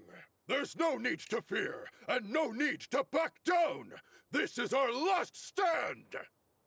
When the next wave comes, try to draw away their attacks. I'm going to see if I can take out that high platform.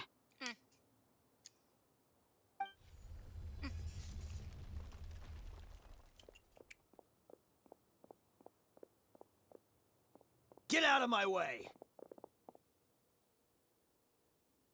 Come and face me, Michel! Ugh, so they've broken through the front as well. Apologies, Lord Michal. They fight like absolute madmen. No matter how much we throw at them, they just keep coming for more.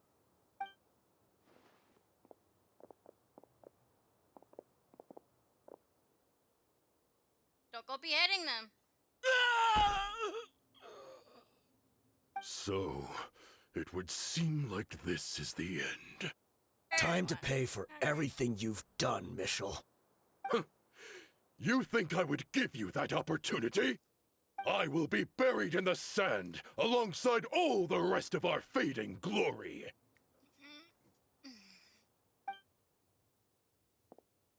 Hey, wait!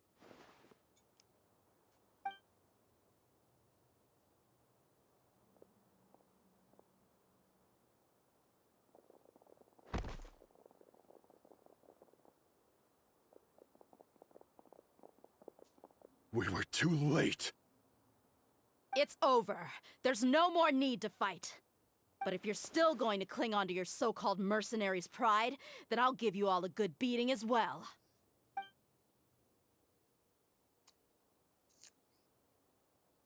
Hey, Dehya! I found the mechanism. I'll get you all back up here right away. Let's go.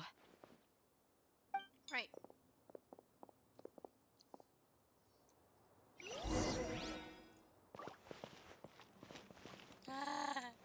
Kazu! Kazu! Kazu! I'm gonna give him some food. It's good of D. Good of D.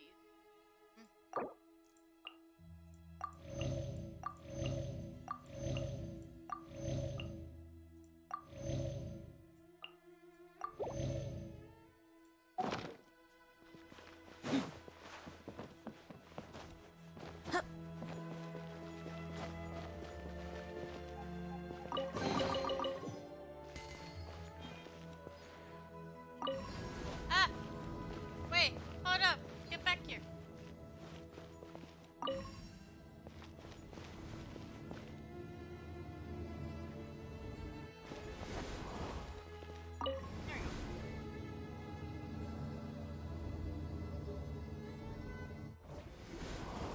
Who are you filthy rats? And why are you always pestering us?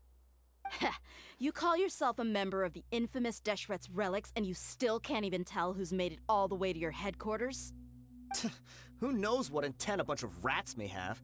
We try to catch a couple, and you all just show up on the other side instead. How are we supposed to figure out what you're after? Hey, have you ever heard of a man by the name of Kusela? Why would I know? It's not like I'm in charge or anything. This is your last chance to talk. Hey, I said I don't know anything. I'm just an average member here. I'm telling the truth. If you're here to find someone, why don't you look through the records yourselves? Who can remember every name and face with so many people coming in and out every day? The irony. His life became a light for so many, yet to others, it wasn't even worth remembering. Where's the records room? Answer me! It's right over there. All the files are in there. You can go through them as much as you want. It's not like any of them still matter anyway. I mean the old records room. The old records room? You mean, the one that got burned down? Kusela. Ah, yeah, I remember him now. The guy who could hardly walk. Watch your mouth. That's our boss you're talking about. He was definitely faking it. We all let our guard down as soon as we saw him come hobbling in. But in the short time it supposedly took him to take a dump, he'd already gotten away and started a fire in the records room. He couldn't have possibly outrun us if he wasn't a fraud. And after that, Deshret's relics fell into complete disarray. Stop wasting our time. Every one of us here is perfectly aware of what he had done. Tell me, where is the old records room? It's just over there. Go see it for yourself if it means that much to you. There's nothing left in there but ashes. No human could ever survive that kind of inferno. Bashar, Tikriti, let's go. We'll leave the others here to guard these guys. Spare them no mercy if they try anything.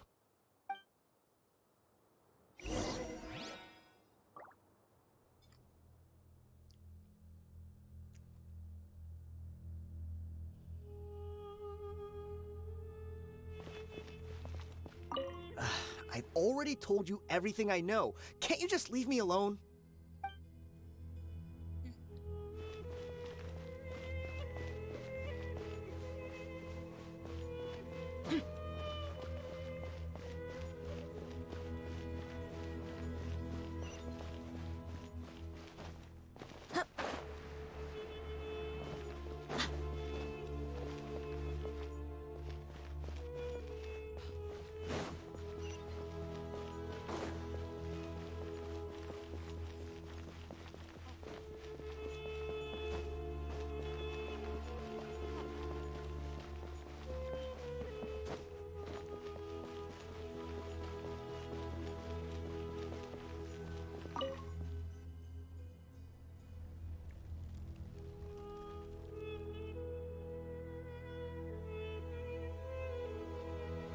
So, this was his final destination. How did he do it? Getting past all the guards with a limp and sneaking in here to start a fire? If he was nimble enough to do that, then he must have been able to get out of here after starting the fire, right? Probably. Dehya. I'm sorry. I know it's just wishful thinking. Let's look around. Maybe we can find something that's been left behind. Sure.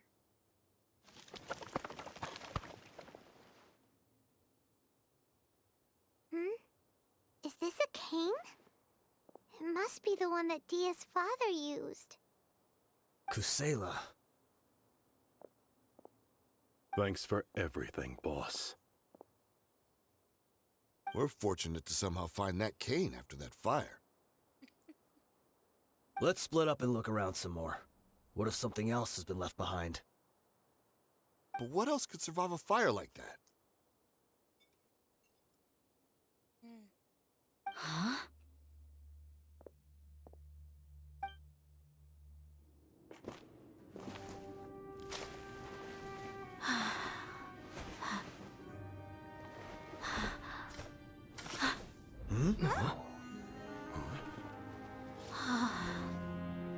There's a sword! What a genius! Thought so.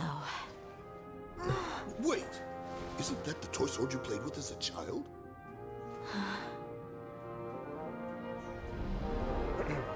The dragon is no more, for Princess Dehya has slain it. Cute. Its head now hangs above the city gates. Her bravery has brought eternal peace and prosperity to us all. Dehya, come on. This is the most important line. You can do it. But Dehya, you defeated the dragon. Everyone's waiting for your speech. Still too shy, huh? All right, I'll do it. I hereby proclaim our victory. Evil shall plague us no more.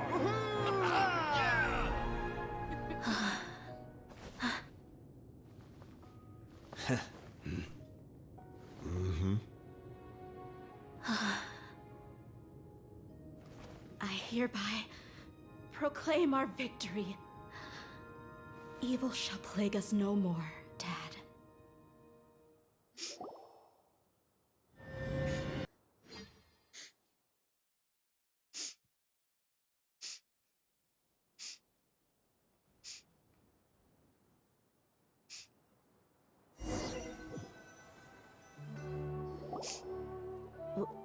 What's this?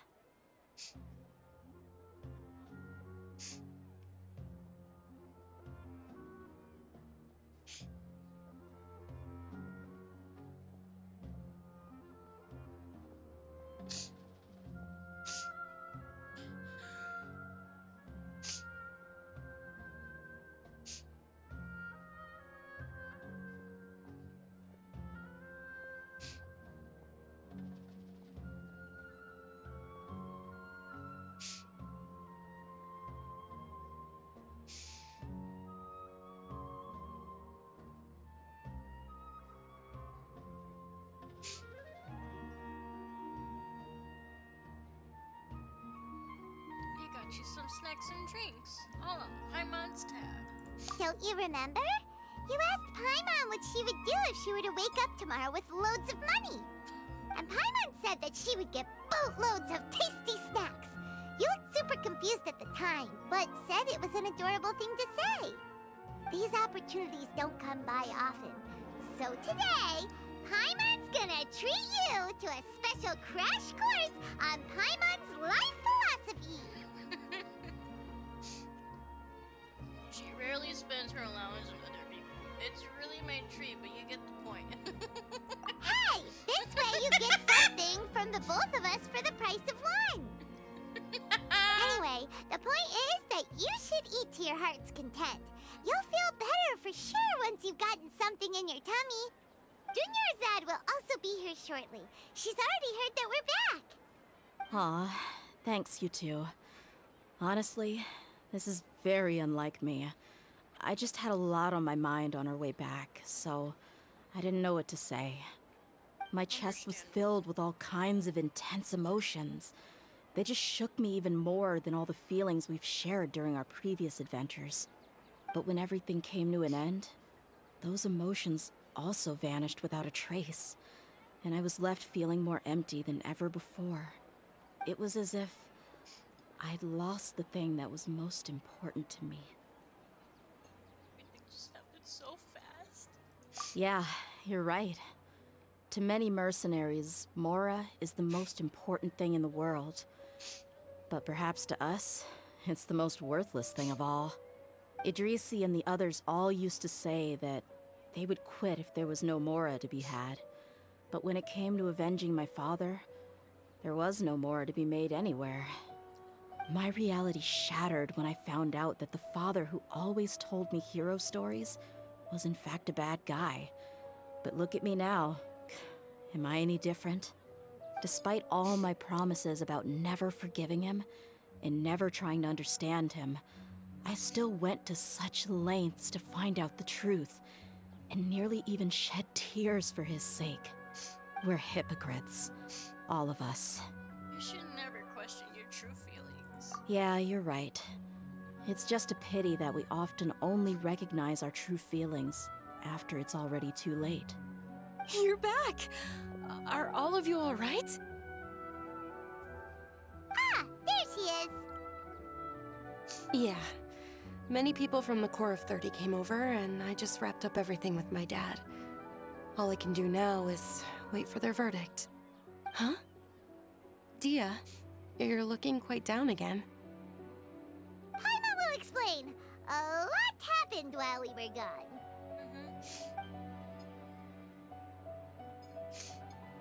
I'm sorry. I really should have controlled my emotions better. I just... It's all right, my lady. You were hurt by all of this as well. Truth be told, I'm starting to feel a little guilty watching you cry like this. But Dehya, your pain must be even worse. You shouldn't need to comfort me. Hey, don't worry about me. If anything, this whole thing has finally shown me the difference between illusion and reality. My father probably thought that people could settle into new lives as long as they moved to a new environment. That thought has even crossed my mind a few times. It's like saying, what's wrong with adapting to a new life? However, there was always something deep within my mind that refused to accept it. This impulse brought me great turmoil, and even made me feel ashamed for turning my back on your father's kindness. But now that I consider it again, it all makes sense. the desert sands are a part of who I am, and I will never be able to lead a peaceful existence. I understand how you feel. That doesn't mean I won't be making any changes to my life, though. As an example, I'm now thinking about taking on some small odd jobs. It's just like Idrisi said. I also want to catch up to my father and become a character in his play. Even if the ending of the story may be childish and ridiculous, it won't really matter. Isn't that neat, though? Oh, you'll be a whole new kind of mercenary, one that's not out for Mora. Why don't we go for a change of scenery once we finish eating? What about stopping by the Grand Bazaar again? Right. You said you wanted to get a rug for your family. We'll come along too. It's always more fun when everyone's together. I can't thank you enough for taking care of me this entire time.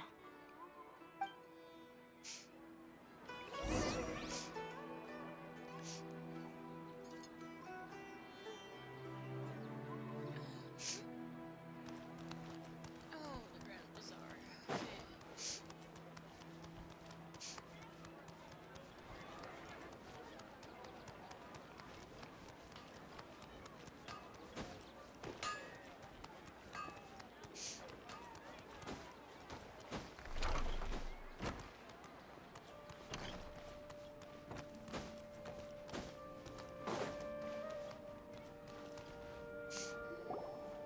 Oh, this rug here is quite something. The craftsmanship is exquisite, and the fabric is also of high quality. Ah, here you are. Finally, I found you. Hey, aren't you that mercenary who bit his tongue? You can still talk? Wait, are you here to take revenge on us? Oh, God. What are you talking about? Do I look like I could take you all in a fight? I just came here to give you something. I'll be on my way to give myself up to the Corps after this. Once I woke up, I hurried to the Khan al-Ahmar's camp, hoping to alert them to your presence. But when I got there, I found no one except the members who were still too injured to move. Ah, so you probably got there after us. Yeah, they told me that they had exacted their revenge, and everyone had turned themselves in to the authorities. Even that last camp was not going to last for much longer. I had joined the cause to repay an old favor from Kusela. Now that everyone's already turned themselves in, I might as well do the same. One of the injured members gave this box to me, and told me that it contained some of the old man's last possessions. Everything left in the camp will get confiscated, so I figured I should get this to you before the Corps could get their hands on it. Thank you. No worries. We are all just living our own truths. There's no need to comment or judge anyone for it. So this box contains everything that Dia's father left behind. Huh. It feels lighter than expected. Well, back in the day, the first thing he did with any Mora was spend it on things like drinks and meat. But let's see what's inside. What's this? It's just a bunch of junk. Ugh, it kinda stinks. Perhaps it's just been left unopened for too long. A handwritten copy of a storybook. The paper's already yellowed, and it looks like it's about to fall apart. It was against the Academia's rules to possess books for personal use. If he was going to break that rule, he could have at least copied something useful. That probably means this was really important to him. Ah, and here are a few bags of children's snacks. The packaging's completely deteriorated. Maybe that's where the smell was coming from. Did he get those for you? Yeah, but here's the thing, though. Even when I was a child, I was never a fan of these kinds of snacks. He'd always say that he got them for me, but in the end, he always ate more than I ever did. Who even leaves snacks in a box like this anyway? Isn't that just common sense? Forget it. Let me see what else is in here. A razor, some buttons, some round iron tiles, a wooden toy puppet, a wool scarf, which from the looks of it probably belonged to a woman, and A hair clip? Why are these things here? I'm suddenly feeling a little scared. I'm sorry, my lady, but this is just the kind of man he was. He probably saw this box as some kind of personal trash heap and dumped any and everything in there. 2 empty liquor bottles. Tell me, you guys, are these the kinds of things that a normal person would leave behind? Probably not. But it's interesting. Huh? There's something in the bottle! Oh, you're right. All right, I got it out. It seems to be a piece of paper with some writing on it. The bottom part's all damaged from moisture, though. Let's hope the writing didn't smudge. I was suddenly seized with an urge to write a letter after finishing this bottle. I just folded it up and left it in the bottle, though. If I end up forgetting about it, it won't really matter. To Dehya. It's a letter for me? You don't need to read it out loud. It's all right. I'll just read it out. If he went to the trouble of writing a letter, there must have been some important things that he wanted to say. Or at least record down. My condition's becoming worse and worse. Can't even walk without a cane anymore, much less go out and have fun. Guess I don't have many days left. If you're reading this letter, then I suppose I'm already long gone. You were adorable as a baby. Everyone loved you. And regardless of whether you were crying or laughing, everyone enjoyed having you in the group. But once you grew a bit older, you were no longer nearly as happy or cute. It's probably the guy's fault. Can you believe this guy? He can point the finger at himself. Anyway, back to the point. To summarize, I'm writing this so you would know not to feel sad for me, even if you end up finding out the truth. The reason being that I was never your father to begin with. Wait, what? Huh? Surely, he must be joking, right?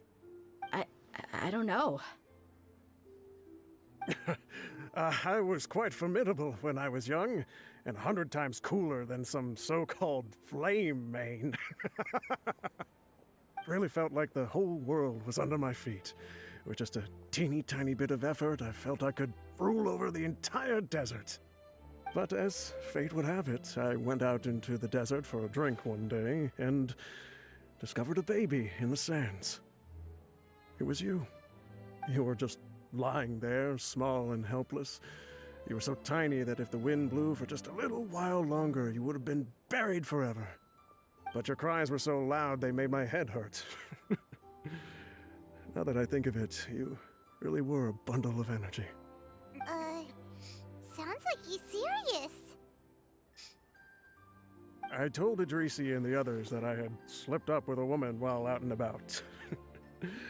None of them even doubted me. I'm sorry that I had to lie to them for so long, but I really had no other choice. I was their most esteemed leader, after all. It's not like I could just tell them that I suddenly wanted to play at being a father. At this rate, I'll puke up all the liquor I just drank from this bottle. Anyway, Dehya, you possess the kind of freedom and kindness that we could only dream of. As far as how you should live your life, that'll be up to you to decide.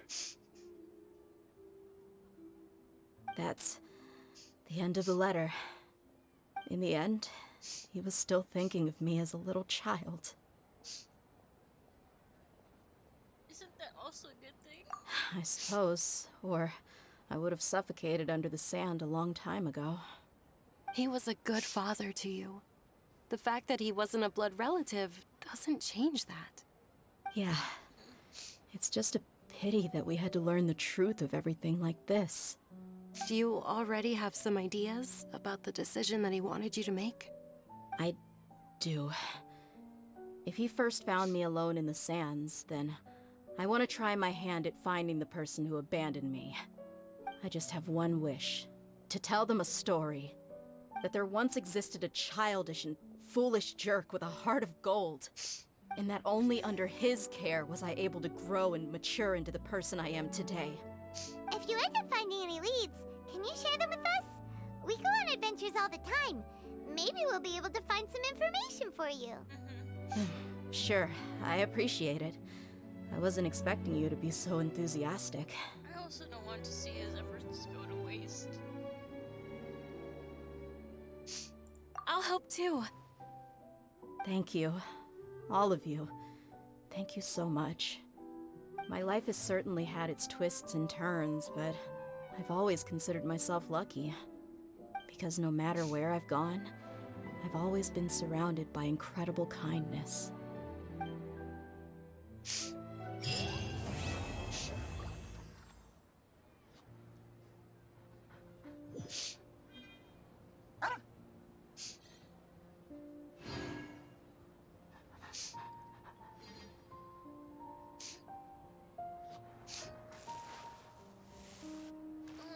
They left. Okay.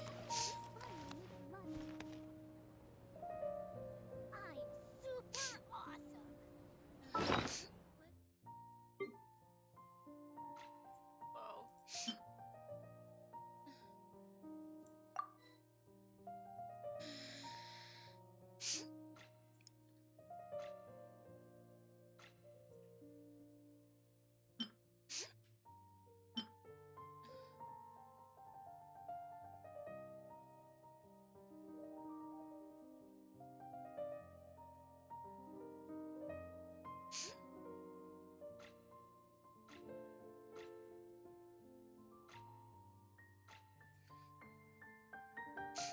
Oh, I guess we don't get anything.